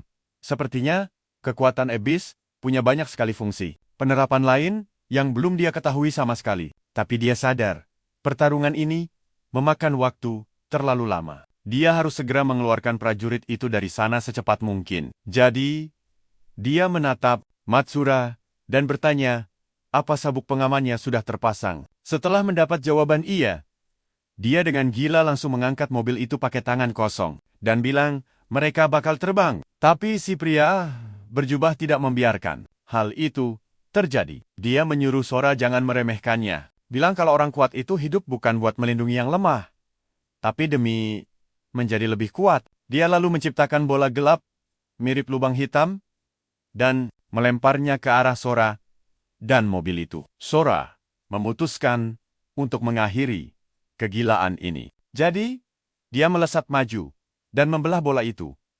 Jadi dua dengan kekuatannya. Tapi parahnya, serangan aslinya justru tersembunyi di dalam bola, berupa inti yang lebih kecil dan jauh lebih mematikan. Sora sadar, dia tak bisa meninggalkan Matsura sendirian dan menyuruhnya keluar dari mobil. Tapi sayangnya, sudah terlambat. Pria berjubah itu menyuruhnya jangan takut, karena dia akan segera memulangkan mereka. Dan, boom, dia langsung membunuh Matsura. Sekarang Sora benar-benar terkepung. Pria berjubah itu malah bertanya dengan nada ngejek. Apa dia marah? Dan menyuruhnya tenang. Dia bilang, Matsura masih hidup. Karena dia sedang mengendalikan tubuhnya pakai ilmu nekromansi. Gila beneran. Dia lalu bilang, takdir dari benih iblis adalah melihat semua orang yang disayanginya mati di depan matanya sendiri. Sora langsung bertanya, apakah pria ini tipe pecundang yang melakukan hal kayak gini cuma buat menghancurkan martabat orang lain? Pria berjubah itu dengan sombongnya menjawab, jangan menanyakan hal yang sudah jelas. Dia lalu meluncurkan badai obsidian, menyayat tubuh Sora di beberapa bagian meski berdarah-darah. Sora sama sekali tidak bereaksi sampai dia selesai bicara. Dia bilang, orang sebusuk pria itu benar-benar bikin dia muak. Lalu ledakan aura keluar dengan kekuatan penuh, menghancurkan semua yang ada di sekitarnya, dan memusnahkan kekuatan musuhnya. Dalam sekejap, dia berhasil merebut kembali tubuh Matsura. Tapi, prajurit itu sudah jadi zombie yang terus menyerangnya. Dan tidak peduli seberapa keras Sora memukul, dia sama sekali tidak bisa melukainya. Dengan penuh rasa sedih, Sora meminta maaf karena merasa Matsura mati gara-gara dirinya. Dia lalu mengunci tubuh prajurit itu di dalam mobil supaya aman dan bersiap menghadapi si pria berjubah sekali lagi. Sora melesat maju, meski dia sadar betul tidak gampang menghajar musuh level segila ini. Pria berjubah itu meremehkan Sora, menyebutnya pemula yang bahkan tidak tahu cara memakai kekuatan iblis dengan benar. jadi mustahil bisa membunuhnya. Tapi, plot twist dia malah kaget setengah mati saat sebuah pukulan telak mendarat di wajahnya. Pukulan tak terduga. Sora menatapnya tajam lalu bilang kalau dia itu bukan apa-apa. Tiba-tiba, monster raksasa muncul buat melindungi si pria berjubah. Musuhnya masih syok karena bisa dipukul telak oleh Sora. Sora dengan santai membalas kalau manusia itu berkembang. Pria berjubah yang sadar sedang terpojok langsung naik ke bahu raksasanya dan mulai panik. Apakah cuma dengan melihat Sora sudah bisa mengendalikan kekuatan Abyss? Di titik ini, pria berjubah itu bahkan sudah tidak bisa melihat Sora. Saking cepatnya dia bergerak. Tahu-tahu, Sora sudah ada di belakangnya. Pria itu mencoba kabur sambil ngeles kalau dia lebih kuat dari kelihatannya. Dan percaya deh, kegilaan ini masih berlanjut. Ayo kita mulai.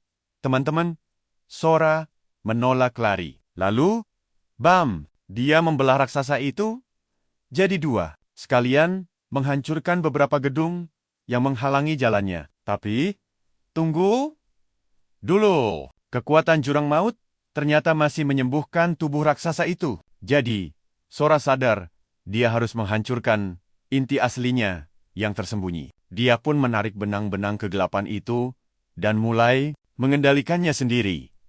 Menyatukan semuanya tepat di depan kekuatan matahari. Tangannya sampai terbakar api.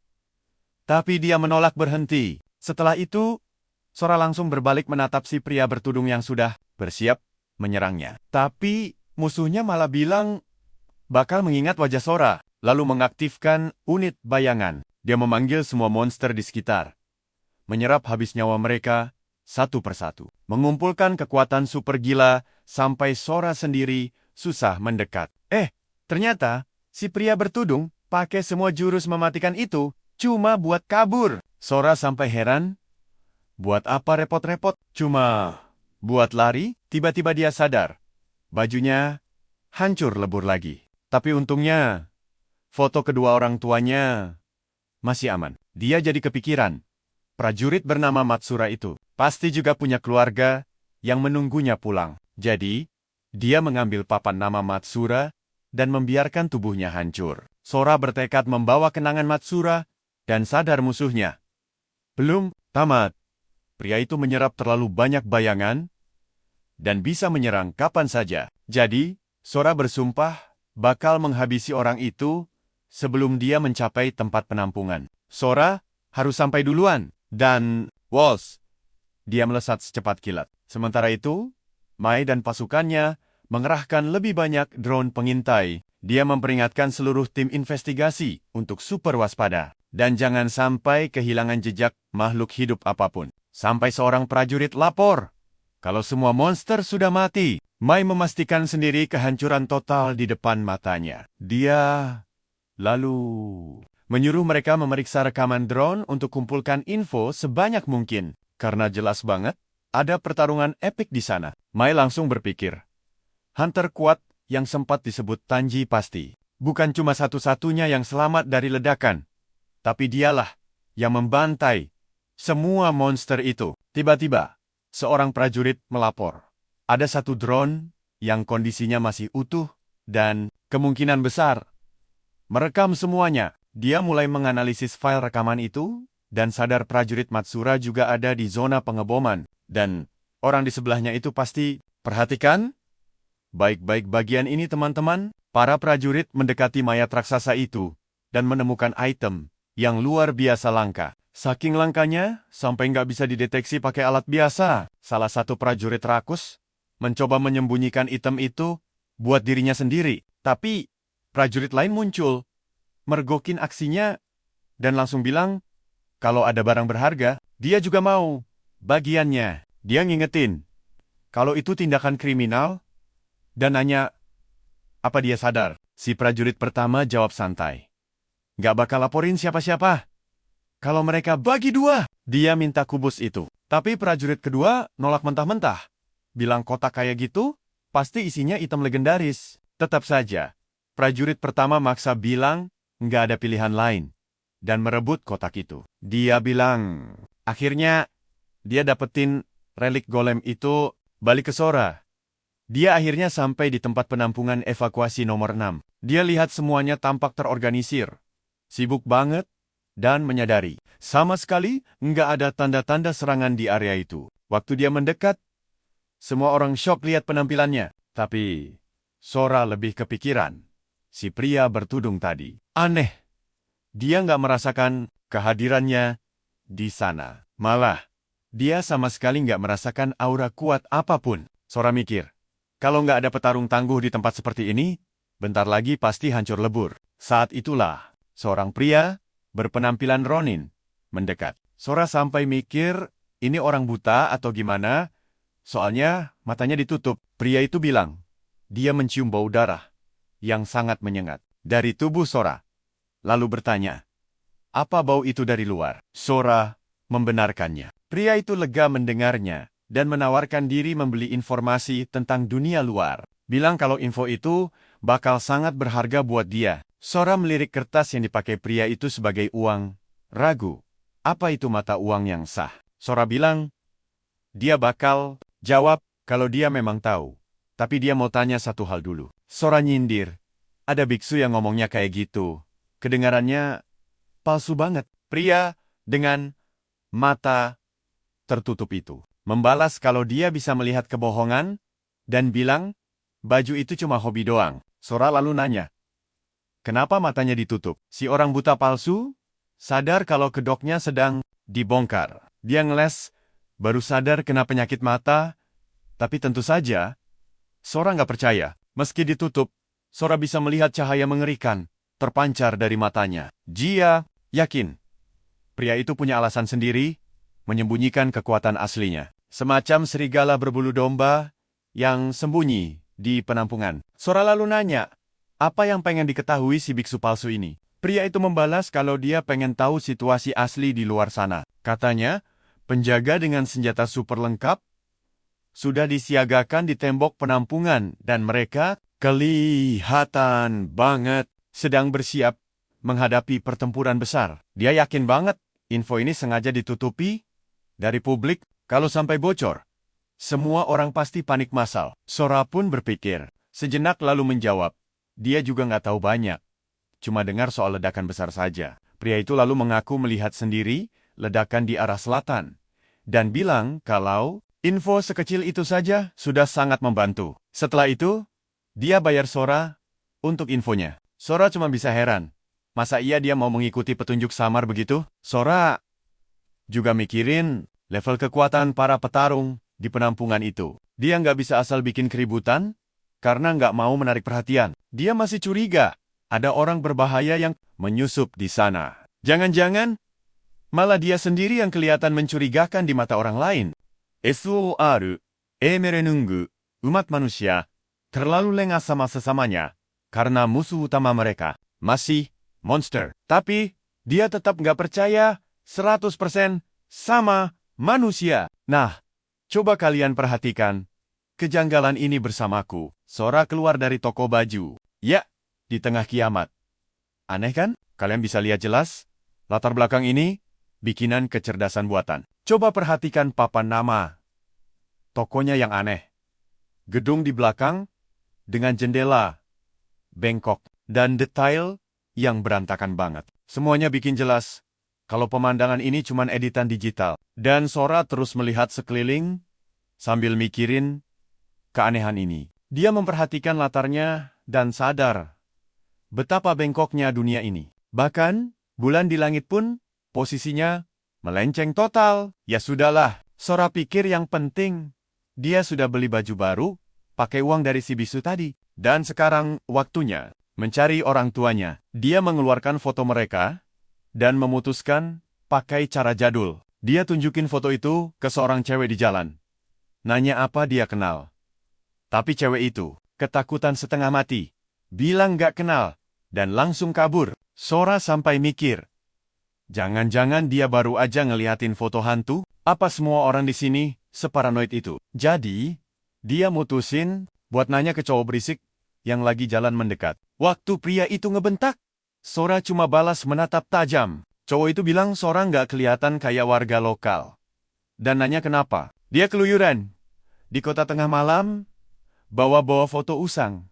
Nanyain orang. Sora tunjukin lagi fotonya. Lalu nanya apa dia kenal. Pria itu kaget bukan main. Penasaran. Kenapa Sora punya foto itu? Sora dengan santai jawab, kalau dia adalah anak dari 2 orang di foto tersebut. Pria itu syok parah. Nanya, apa dia beneran bocah di foto itu? Ngirain ini cuma bercanda.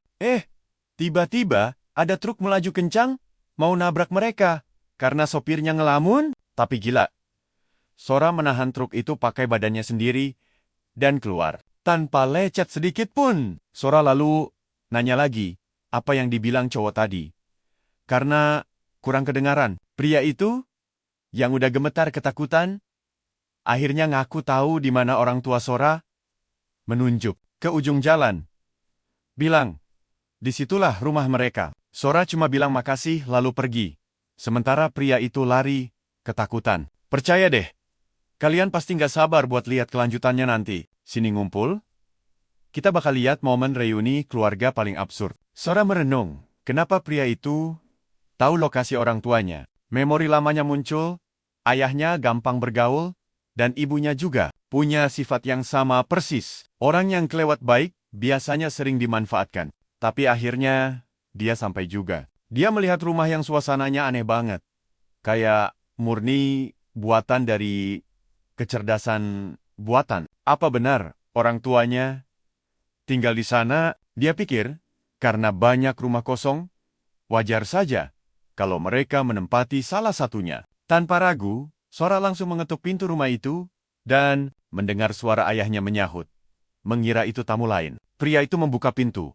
Dan saat melihat Sora, dia bertanya, siapa dia? Sora dengan santai menjawab, kalau dia anaknya. Ayahnya kebingungan dan mengulangi kata-kata itu seakan tidak percaya. Tak lama, mereka berdua duduk canggung di ruangan tertutup sampai ibu Sora muncul. Ibunya menuangkan teh dan berkomentar bahwa 2 pria ini belum ngobrol sepatah kata pun. Ayahnya beralasan, ini canggung karena pemuda di depannya sangat berbeda dengan Sora yang dulu dia kenal.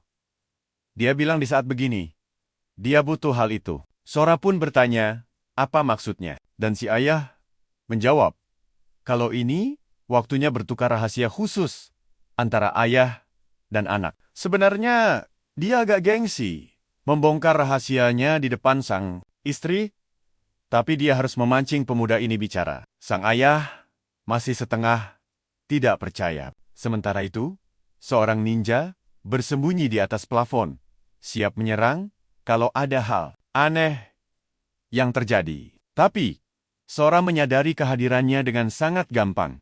Seolah itu hal biasa. Dia paham keamanan tempat ini jauh di bawah standarnya, jadi dia bisa sedikit lebih santai.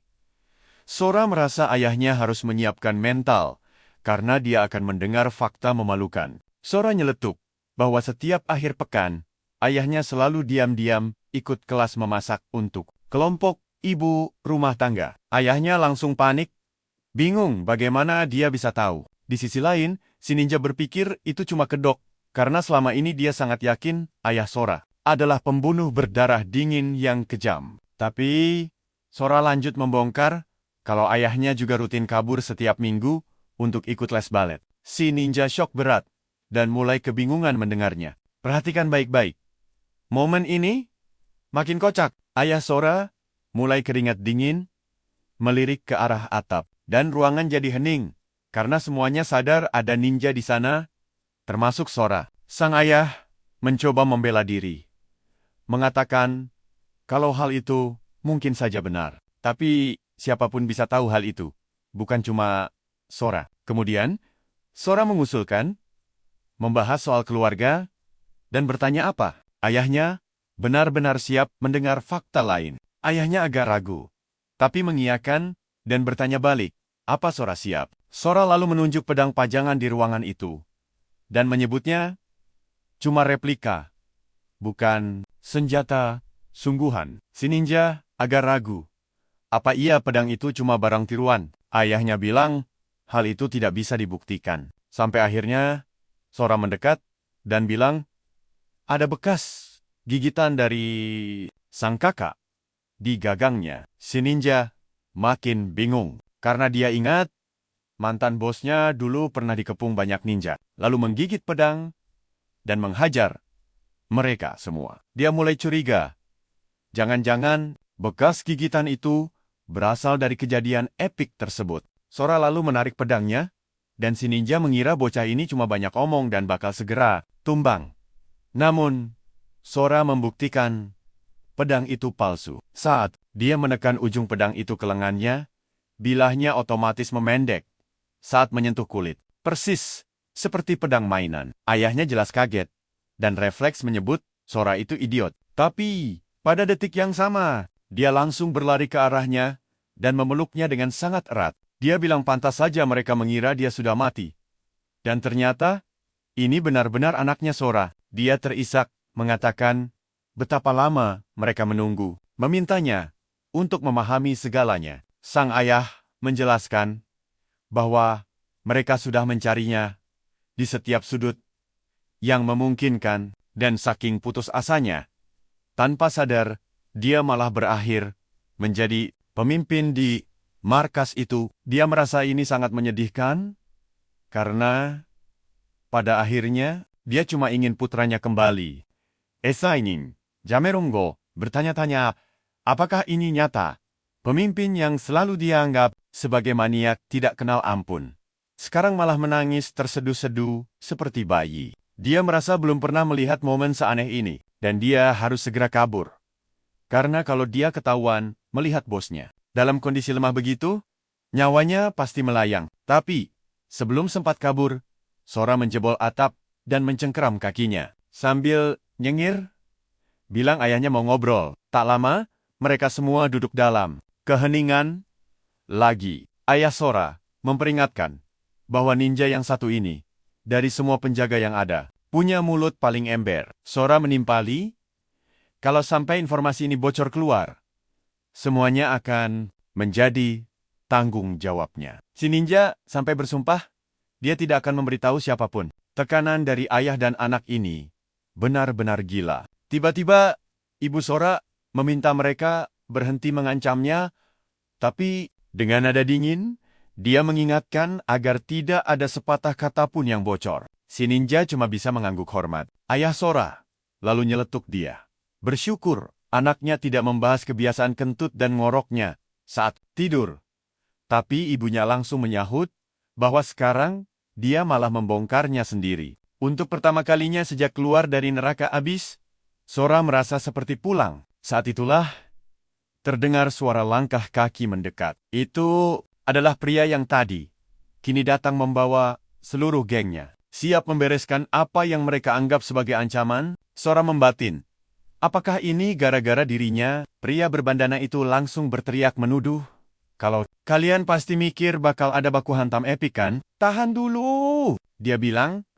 Meski bocah berambut putih itu terlihat tangguh, sekarang dia bawa pasukan dan menantangnya untuk menghadapi bos mereka. Pria itu sesumbar memiliki kekuatan auman harimau, tapi Sora tetap santai memegang kakinya. Walau sebenarnya badannya gemetar semua dan menatap tajam langsung ke jiwanya. Sora lalu menyuruh ayahnya untuk memperkenalkan anak buahnya itu. Sang, ayah langsung merespons kalau ini adalah putranya, Sora, yang sudah menghilang selama 5 tahun terakhir. Tapi, saat tiba gilirannya untuk menyebutkan level sang anak, dia kicep karena memang tidak tahu. Sora lalu menjelaskan bahwa dia tidak punya sistem sama sekali. Semuanya kaget bukan kepalang. Mereka heran, bagaimana dia bisa bertahan hidup di zona maut tanpa sistem bantuan. Karena dengan latihan seumur hidup pun, seseorang tidak akan bisa melewati level 10. Mereka mulai menuduh cowok berbandana itu cuma omong kosong. Dia membela diri. Mungkin saja dia keliru, tapi dia berani bersumpah melihat Sora selamat dari tabrakan truk. Kemudian, Sora menyarankan agar mereka menggunakan sistem untuk mencoba melihat levelnya. Pria itu membalas bahwa tanpa sistem, Sora tidak akan bisa mengirimkan info paling dasar sekalipun. Dan sistem itu sendiri, sebenarnya, cuma bisa mengecek level monster, bukan level sesama pengguna. Kecuali, Seseorang kebetulan memiliki kemampuan inspeksi khusus. Ayah Sora menimpali bahwa beberapa pemburu memang punya skill itu. Walaupun kemungkinannya sangat langka. Tapi mereka baru ingat kalau ayah Sora sendiri punya kemampuan tersebut. Sora minta dianalisa.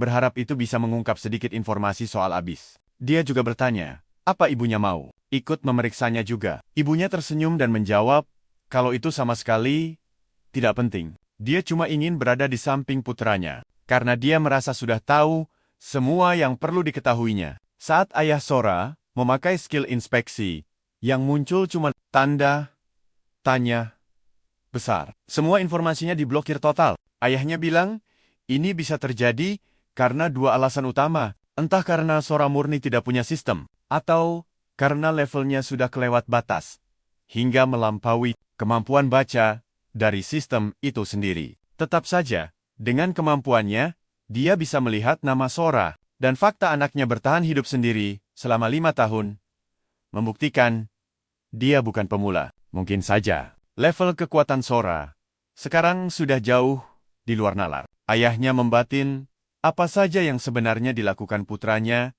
5 tahun belakangan. Sang ibu dengan tenang menimpali bahwa, kalau begitu, semua orang seharusnya bahagia. Dia yakin putranya sekarang luar biasa kuat dan pastinya sudah melewati banyak penderitaan. Tapi yang penting sekarang, dia sudah kembali bersama ibunya. Mendengarnya, Sora teringat semua pengalaman neraka di Abyss. Matanya langsung berkaca-kaca menahan tangis. Tapi dia tersenyum bilang, kalau semuanya sudah aman, karena dia akhirnya pulang. Dia menyuruh mereka berhenti menangis. Bahkan, ayahnya ikut emosional dan langsung memerintahkan semua orang keluar. Dia bilang, dia butuh privasi untuk rapat keluarga bersama istri dan putranya. Karena sudah terlalu lama sejak mereka bertiga bisa benar-benar berkumpul. Setelah semua anak buahnya pergi, hanya tersisa beberapa orang saja. Ayahnya, percayalah, ini baru awal mula kekacauan. Ayahnya lalu menanyakan kabar Jiro dan yang lain, karena sudah 2 jam tidak ada laporan. Sora yang ditinggal berdua bersama ibunya langsung menanyakan soal kakaknya. Dia ingin tahu, apakah, ayo kita lanjut bersama. Ibunya bilang, kakaknya masih hidup dan baik-baik saja. Cuma, belum pulang karena lagi wajib militer. Dia bahkan nawarin Sora buat nelpon kakaknya lewat video. Katanya sih, kakaknya itu selama ini terus bertarung di garis depan demi balas dendam buat Sora. Wah, Sora mikir udah lama banget dia nggak ketemu kakaknya. Dia nanya ke ibunya, apa mereka punya posisi penting di sana? Ibunya jawab, kalau warga sampai bikin patung mereka di sana, semua orang sangat percaya pada ibunya karena dia punya kekuatan seorang klerik. Dia adalah healer tingkat dewa. Sora lalu nanya, sebagai klerik, apa ibunya bisa cari tahu kondisi kakaknya sekarang? Ibunya bilang nggak bisa. Soalnya, dia nggak punya skill buat ngintip kemampuan orang lain. Sora makin kepo dong. Terus gimana ibunya bisa yakin banget kakaknya masih hidup? Ibunya senyum dan jelasin, kalau klerik juga punya kemampuan meramal. Dia selalu tahu kalau suatu hari nanti putra kesayangannya bakal pulang. Sambil ngomong gitu, pipi Sora dicubit gemas. Tak lama, di markas, wakil ketua Mukujima muncul. Dia ini wakil ketua guild bersatu bareng Jiro Iwashima. Mukujima ngelihat wajah Jiro yang super tegang, lalu nanya kenapa mukanya ditekuk gitu. Dia curiga, ada masalah besar yang disembunyikan. Jiro akhirnya buka suara, bilang kalau kelompok bernama Tiger Roar beneran kerjasama dengan militer. Persis seperti dugaan bos mereka sebelumnya. Jiro ngejelasin, seperti biasa, bangkai monster yang udah dikalahin, diserahin ke militer. Tapi kali ini, petugas yang ngecek malah cerewet banget. Nyari-nyari kesalahan yang nggak masuk akal. Dia bilang, jasad monsternya rusak parah. Dan nggak bisa diterima semua. Intinya, mereka sengaja cari alasan biar bisa motong setengah poinnya. Setelah diusut, ternyata benar. Tentara-tentara itu emang disetir sama kelompok Tiger Roar. Mukujima langsung mikir, dia udah nebak hal licik kayak gini bakal terjadi. Pasti ada konspirasi lebih besar.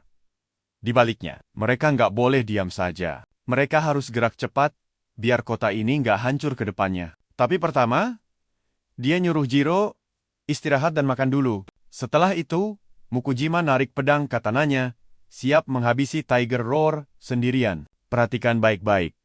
Disinilah ceritanya makin seru. Mereka harus nunjukin kalau guild bersatu nggak selemah itu. Sementara itu, Sora juga lagi mikirin guild sialan ini. Berkat pecahan hitam dari jurang maut, dia nggak cuma jadi makin kuat, tapi indera pendengarannya juga naik level. Makanya dia bisa nguping semua obrolan mereka dari jauh. Dia baru sadar kalau Kagawa dan bandit-bandit yang dia hajar di jalan tadi adalah Kroco-nya Tiger Roar. Dia jadi was-was.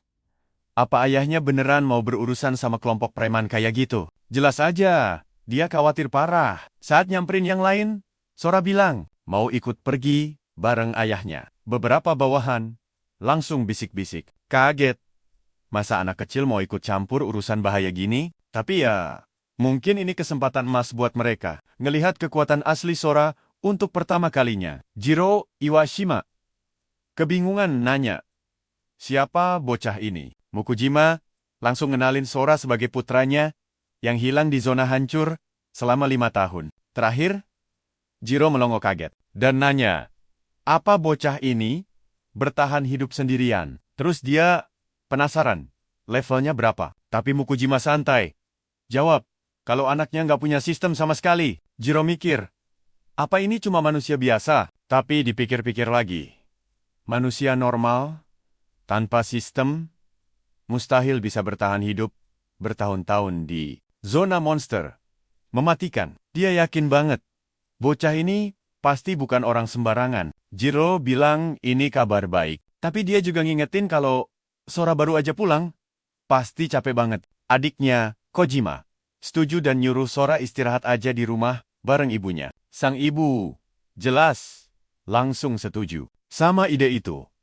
Dia pengen banget ngajak anaknya keliling rumah. Sora jadi mikir, apa semua orang di sini ngeremehin dia dan nganggep dia beban kalau ikut bertarung? Ya, masuk akal sih, manusia biasa kan nggak punya sistem.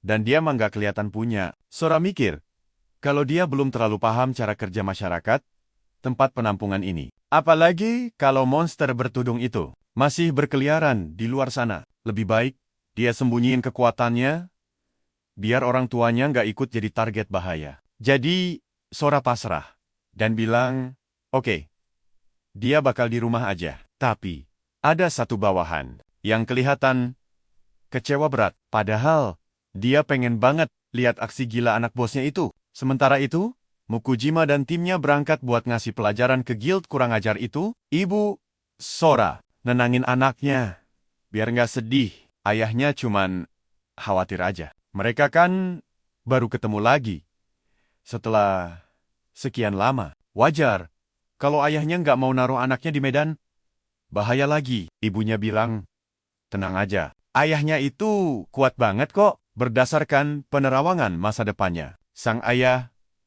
bakal pulang dengan selamat. Sora minta ibunya berhenti ngacak-ngacak rambutnya. Dia protes kalau dia udah bukan anak kecil lagi. Tapi dia sadar, ibunya emang beneran punya kekuatan buat meramal bahaya. Tetap aja, keterlibatan kelompok Tiger Roar sama pihak militer bikin dia cemas mikirin ayahnya. Makanya, dia nanya, gimana situasi kota sebenarnya? Dan kenapa Tiger Roar sampai musuhin mereka? Sang ibu lalu cerita. Sejak hari penghakiman tiba, sebuah guild berisi para hunter yang bangkit memutuskan kerjasama dengan militer untuk mengurus tiap. Kalian pasti setuju denganku. Ayahnya Sora ini pahlawan sejati. Saat itulah ayahnya mendirikan guild bersatu dan mulai bantu militer. Semuanya cuma demi satu tujuan. Nyari putranya yang hilang. Guild ini makin besar karena semua orang tersentuh sama janji mulianya untuk menyatukan keluarga yang terpisah. Ibunya ngejelasin kalau guild bersatu ini tugasnya jaga keamanan. ngumpulin logistik dari luar, dan basmi monster-monster liar, sementara militer ngurusin pelanggar hukum dan lindungin menara. Ibunya bilang, ayah Sora tuh baik banget. Nggak pernah tega lihat orang lain menderita. Makanya, dia rela kerja keras, mimpin semuanya dengan adil, dan berhasil jaga kedamaian selama 4 tahun terakhir. Sialnya, beberapa bulan lalu, Guild Tiger Roar dari penampungan nomor 4 bikin cabang di dekat sini. Dan sejak hari itu, keributan nggak pernah berhenti. Sora bingung. Kenapa militer diam aja sih? Ibunya lalu ngejelasin kalau monster yang muncul tuh makin lama, makin di luar nalar kuatnya, dan militer udah kewalahan banget. Nah, Tiger Roar ini dibentuk khusus buat beresin menara. Kekuatan mereka terlalu overpower, sampai-sampai pihak militer terpaksa harus tunduk dan dukung mereka. Info yang guild ini punya soal menara, dan musuh di dalamnya terlalu berharga buat dibuang. Parahnya lagi, mereka punya manusia bangkit yang dipilih langsung sama Dewa Menara. Mereka dipanggil Ezra. Karena dipilih sama Dewa, para Ezra ini jadi senjata rahasia paling mematikan buat Tiger Roar. Sora makin penasaran.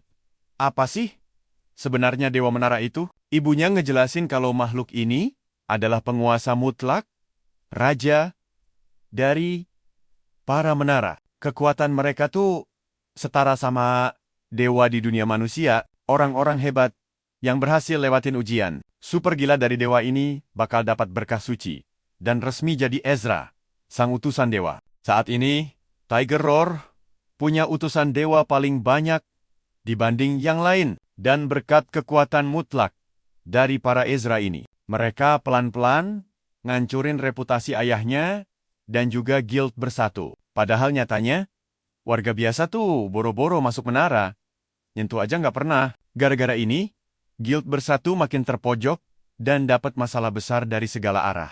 Sora tahu situasinya emang kacau balau, tapi dia masih gagal paham satu hal. Kenapa sih? Meski dibela mati-matian, orang-orang malah ngelihat guild bersatu ini kayak sarang mafia Yakuza. Ibunya sambil senyum bilang, kalau itu cuma salah paham, gara-gara perlakuan khusus aja. Dan seketika, Sora langsung sadar kalau orang tuanya ini sebenarnya psikopat yang sembunyi di balik senyuman ramah. Ibunya nyantai, bilang gak usah cemas. Semua orang di sini bahagia kok. Terus dia nyuruh anaknya yang kelihatan capek buat mandi dan istirahat aja. Dia bahkan nawarin, mau dimandiin gak? Ya jelas Sora nolak mentah-mentah. Dia bilang, bisa sendiri. Ibunya cuma senyum.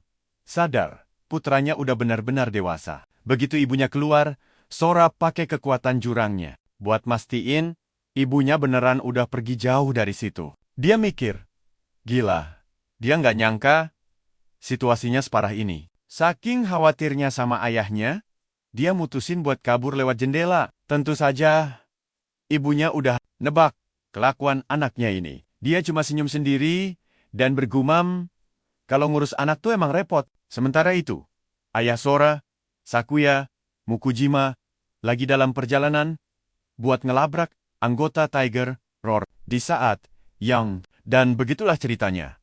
Kawan, kalian dan aku akan jadi saksi apa yang terjadi selanjutnya. Sora udah sampai di jalanan luar kota. Bayangan gelap jadi tempat sembunyi yang sempurna. Dia berhasil nemuin ayahnya, tapi saat mengintip, pegangan erat ya.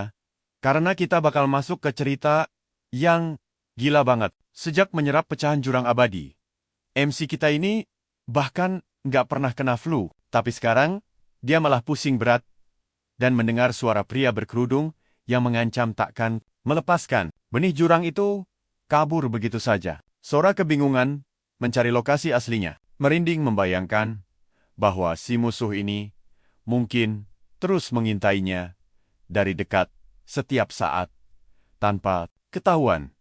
Rasa pusingnya makin menjadi-jadi tak karuan, dan suara pria berkerudung itu terus mengoceh bahwa dia takkan bisa kabur berkat tanda di jiwanya. Sora sempat merasakan aura musuh, tapi untungnya sadar kalau itu cuma ilusi yang bergema di dalam kepalanya sendiri. Saat dia kebingungan memikirkan apa sebenarnya tanda di jiwanya itu. Ilusi tersebut mendadak hilang. Tepat pada momen itulah, seseorang melihatnya, sedang berdiri nangkring di atas gedung. Malam-malam begini, orang-orang jelas kaget, dan meneriakinya untuk segera turun. Tapi, karena sudah ketahuan, Sora langsung kabur secepat kilat. Dia mulai berpikir keras.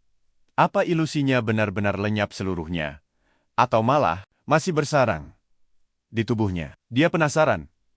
Apa efek kutukan itu bakal hilang kalau kena cahaya? Langsung saja dia tes teori itu. Dia berdiri di bawah tiang lampu jalan. Dan ajaibnya itu beneran ampuh. Begitu, dia kembali masuk ke bayangan selama 7 detik, tanda di jiwanya langsung muncul lagi. Kepalanya otomatis jadi pusing 7 keliling. Dan kalau dia panik sedikit saja, kepala seram di otaknya bakal ngoceh lagi. Mengklaim bahwa jiwanya sudah ditandai. Padahal cuma Sora yang bisa melihat wajah menyeramkan itu. Ada ibu-ibu di jalan yang sampai menatapnya aneh. Mengira dia cuma bocah halu yang kurang waras. Sora juga sadar. Kalau berjalan di bawah, cahaya bikin kepalanya berdengung parah. Seolah ada yang kepanasan di dalam sana. Tapi tak lama, tanda itu hilang. Dia baru paham kenapa selama ini dia sama sekali nggak merasakan efeknya.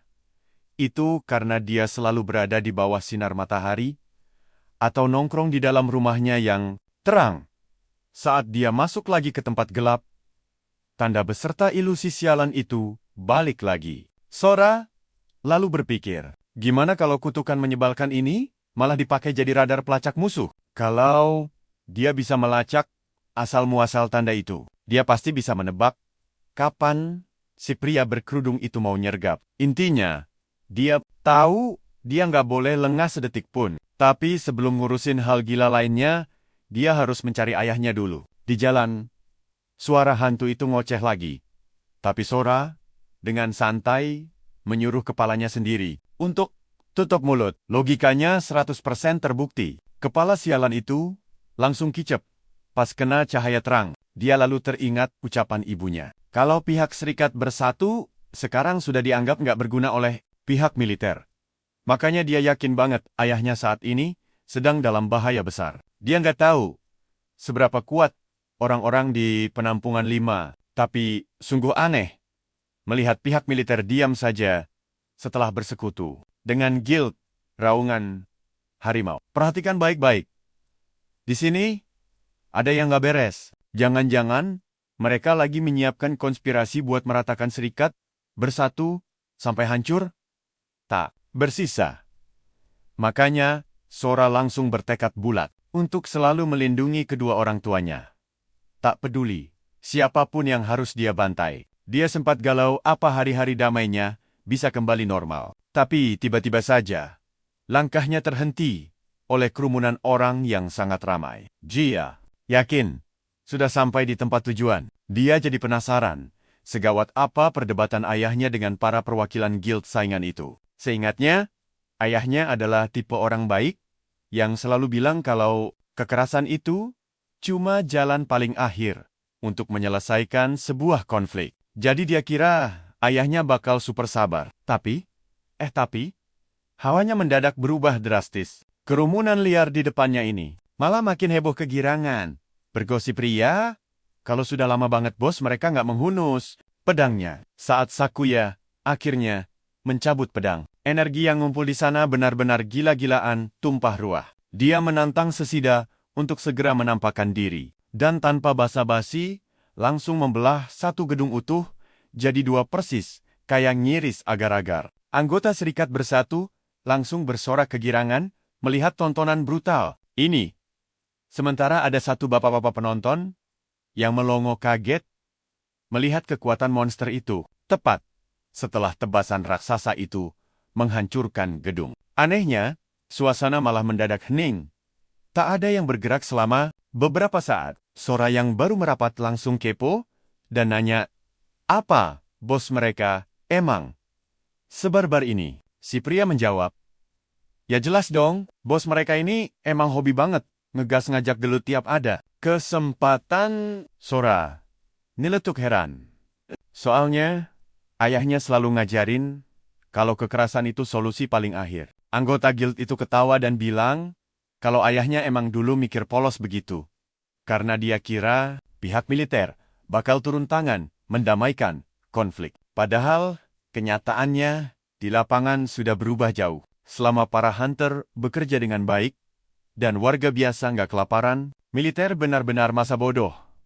Dengan keributan di luar sana, mereka ogah buang waktu ngurusin pertengkaran sepele. Makanya, baku hantam langsung itu jadi jalur paling instan. Kalau kamu keok dalam baku hantam, mending minggir sana.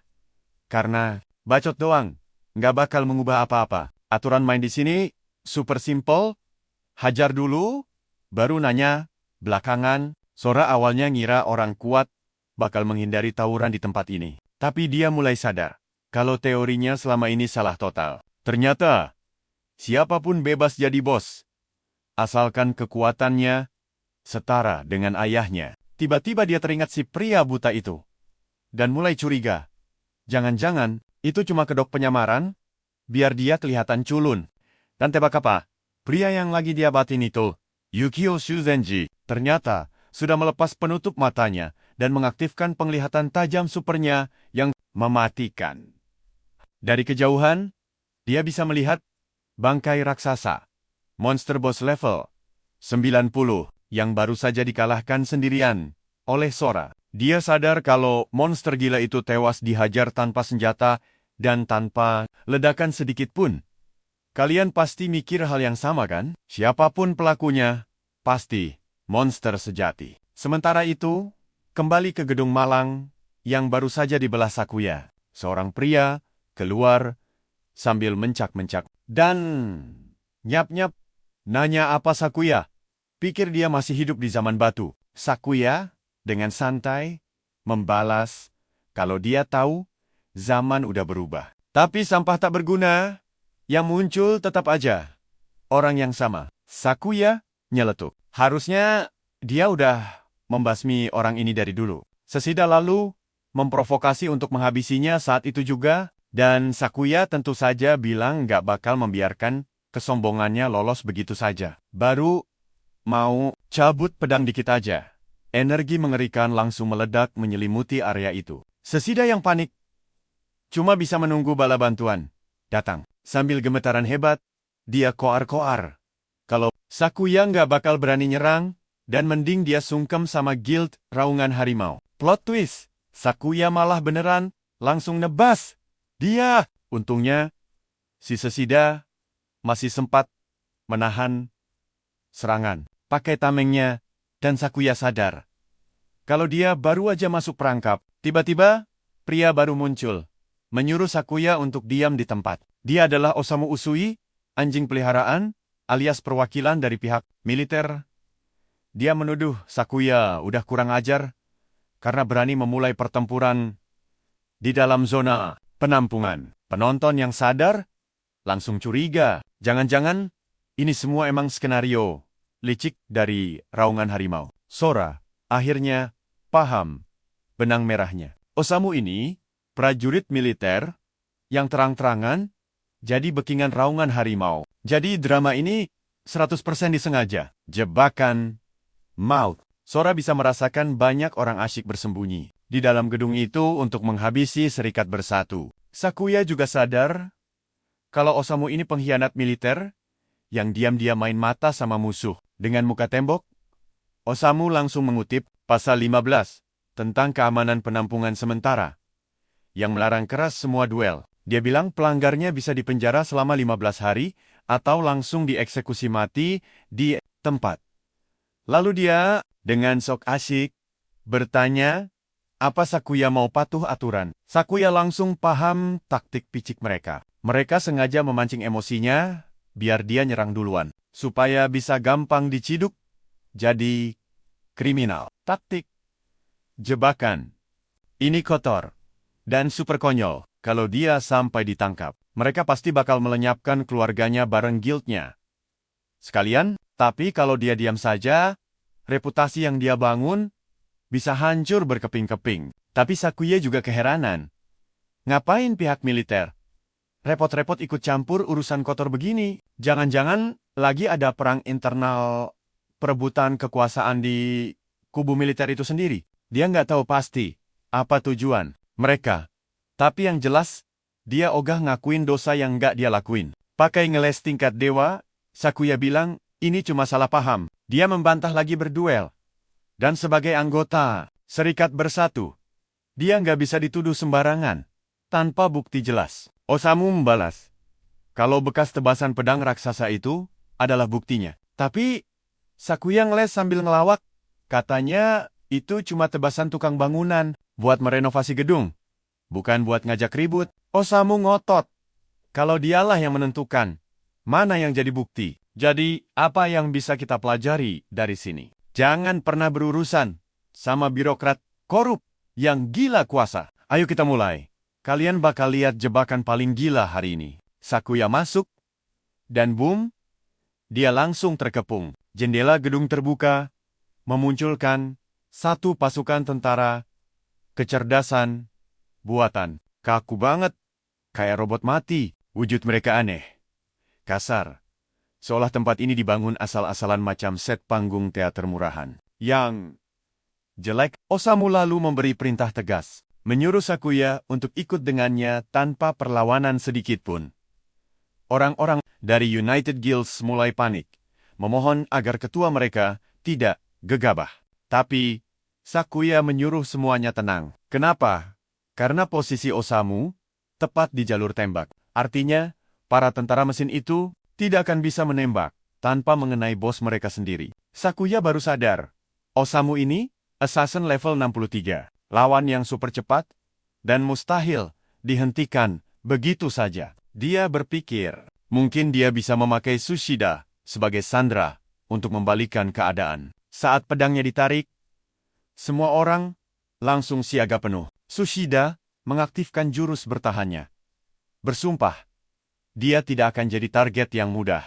Dia sangat yakin, teknik agennya bisa mendeteksi serangan apapun dari jarak sejauh itu. Tsushida percaya perisai pedangnya, yang dirancang khusus menahan serangan langsung, benar-benar tidak bisa ditembus. Bahkan, prajurit level 69 pun bakal kesulitan. Dia yakin bisa menahan lawan level 65. Makanya, dia anggap Sakuya itu remeh. Tsushida lalu menyuruh Sakuya segera menyerah. Tapi, Osamu menyuruhnya diam. Dia menegaskan, Sakuya cuma punya dua pilihan. Menyerah sekarang, atau mereka semua mati berkalang tanah. Keputusan ada di tangannya. Diero, yang sedari tadi mengawasi semuanya, awalnya sangat cemas dengan bosnya. Tapi perhatikan baik-baik. Disinilah semuanya berubah. Dia teringat sinyal rahasianya. Saat Sakuya mengangkat pedang, lalu menjatuhkannya, itu tanda mutlak untuk menyerang. Jadi, Diero diam-diam mengaktifkan kekuatannya. Dia tahu musuh belum sadar soal kartu as mereka. Begitu pedang Sakuya menyentuh tanah, senjatanya mendadak lenyap, tanpa sisa, dan tanpa ragu sedikitpun. Sakuya melesat maju. Lucunya, Tsushida masih santai. Dia yakin itu, perisainya bakal menahan serangan Sakuya dengan mudah. Saat Sakuya memanggil pedangnya lagi, Tsushida sama sekali tidak menunjukkan rasa takut. Dia masih kelewat pede, bisa memblokir semuanya. Tapi, tebak apa yang terjadi? Diero langsung mengaktifkan jurusnya. Dia memakai sihir untuk melapisi pedang Sakuya dengan batu yang super keras. Senjata itu berubah total. Benturannya sangat brutal, sampai perisai Tsushida hancur berkeping-keping. Dan dia terpental keras. Baru saat itulah dia sadar.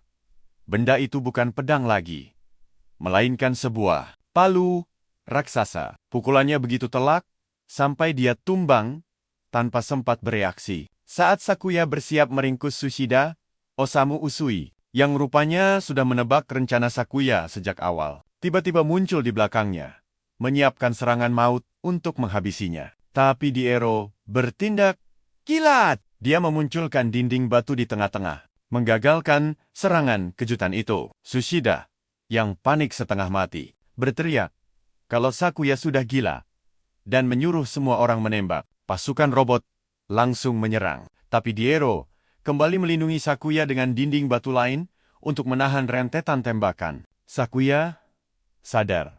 Posisinya sekarang aman. Musuh tidak punya jalan kabur. Dia maju mendekati Tsushida. Tapi sebelum sempat ditangkap, orang itu mendadak menghilang. Osamu lalu menjelaskan kalau meski penjara batu itu membuat Tsushida gagal memakai bayangannya, dia sudah meninggalkan tanda sihir di perisai yang hancur tadi. Dengan itu, dia bisa memakai skill esasan miliknya untuk berteleportasi dan menyelamatkan rekannya itu. Boom! Sakuya kehilangan sanderanya. Osamu dengan sombong bilang dia bakal mengakhiri semuanya. Sekarang juga. Tapi detik itu juga, semua orang dibuat melongo syok. Bahkan, pasukan robot ikut berhenti. Tidak ada yang paham apa yang sedang terjadi sampai Osamu sadar. Kalian pasti mikir hal yang sama denganku. Dari mana datangnya Sora? Dia sudah berdiri tepat di belakang mereka. Dengan wajah polos, dia nanya, kenapa mereka kaget? Osamu kebingungan, mencoba mencerna siapa bocah ini. Kalau dia memang bantuan dari United Guild, kenapa insting assassin terlatihnya sama sekali tidak mendeteksi kehadirannya? Dia benar-benar tidak tahu siapa bocah misterius ini. Tapi dia sangat yakin kalau anak itu adalah musuh. Osamu memegang prinsip siapa cepat dia dapat. Jadi dia langsung mengeluarkan senjata rahasianya. Dia melepaskan racun mematikan yang saking kuatnya bisa membunuh seekor bos level 90. Tapi dia melakukan blunder konyol. Racunnya menyebar terlalu cepat sampai Tsushida yang ada di dekatnya ikut kena. Osamu juga melempar beberapa pisau ke arah Sora. Melihat ini, Sakuya jadi super panik, mengkhawatirkan putranya. Tsushida sadar racun ini tidak pandang bulu. Semua orang di sana bakal mati konyol, termasuk pasukan robot itu sendiri. Dia cuma bisa pasrah berpikir. Setidaknya, Sakuya bakal ikut mati bersama mereka. Tapi di luar nalar, Sora berjalan santai menembus kabut racun. Seolah itu cuma asap rokok biasa. Dalam satu gerakan kilat, dia menarik Tsushida dan Osamu sekaligus. Keduanya, saat ditarik paksa, memikirkan satu hal yang persis sama. Bocah ini murni monster. Dia berdiri tegap di tengah racun mematikan, sambil menggigit pisau yang dilempar Osamu tadi. Benar, gila. Dan begitulah akhir dari bagian cerita kali ini. Kalau mau tahu apa jadinya saat Sora melepas seluruh kekuatannya, kalian tahu harus ngapain kan? Like videonya, subscribe channel ini, dan nyalakan loncengnya, supaya kalian nggak ketinggalan chapter selanjutnya. Jujur aja, kamu dan aku sepakat cerita ini makin gila. Pertarungannya baru aja dimulai. Dan percayalah, kita belum siap lihat kejutan selanjutnya.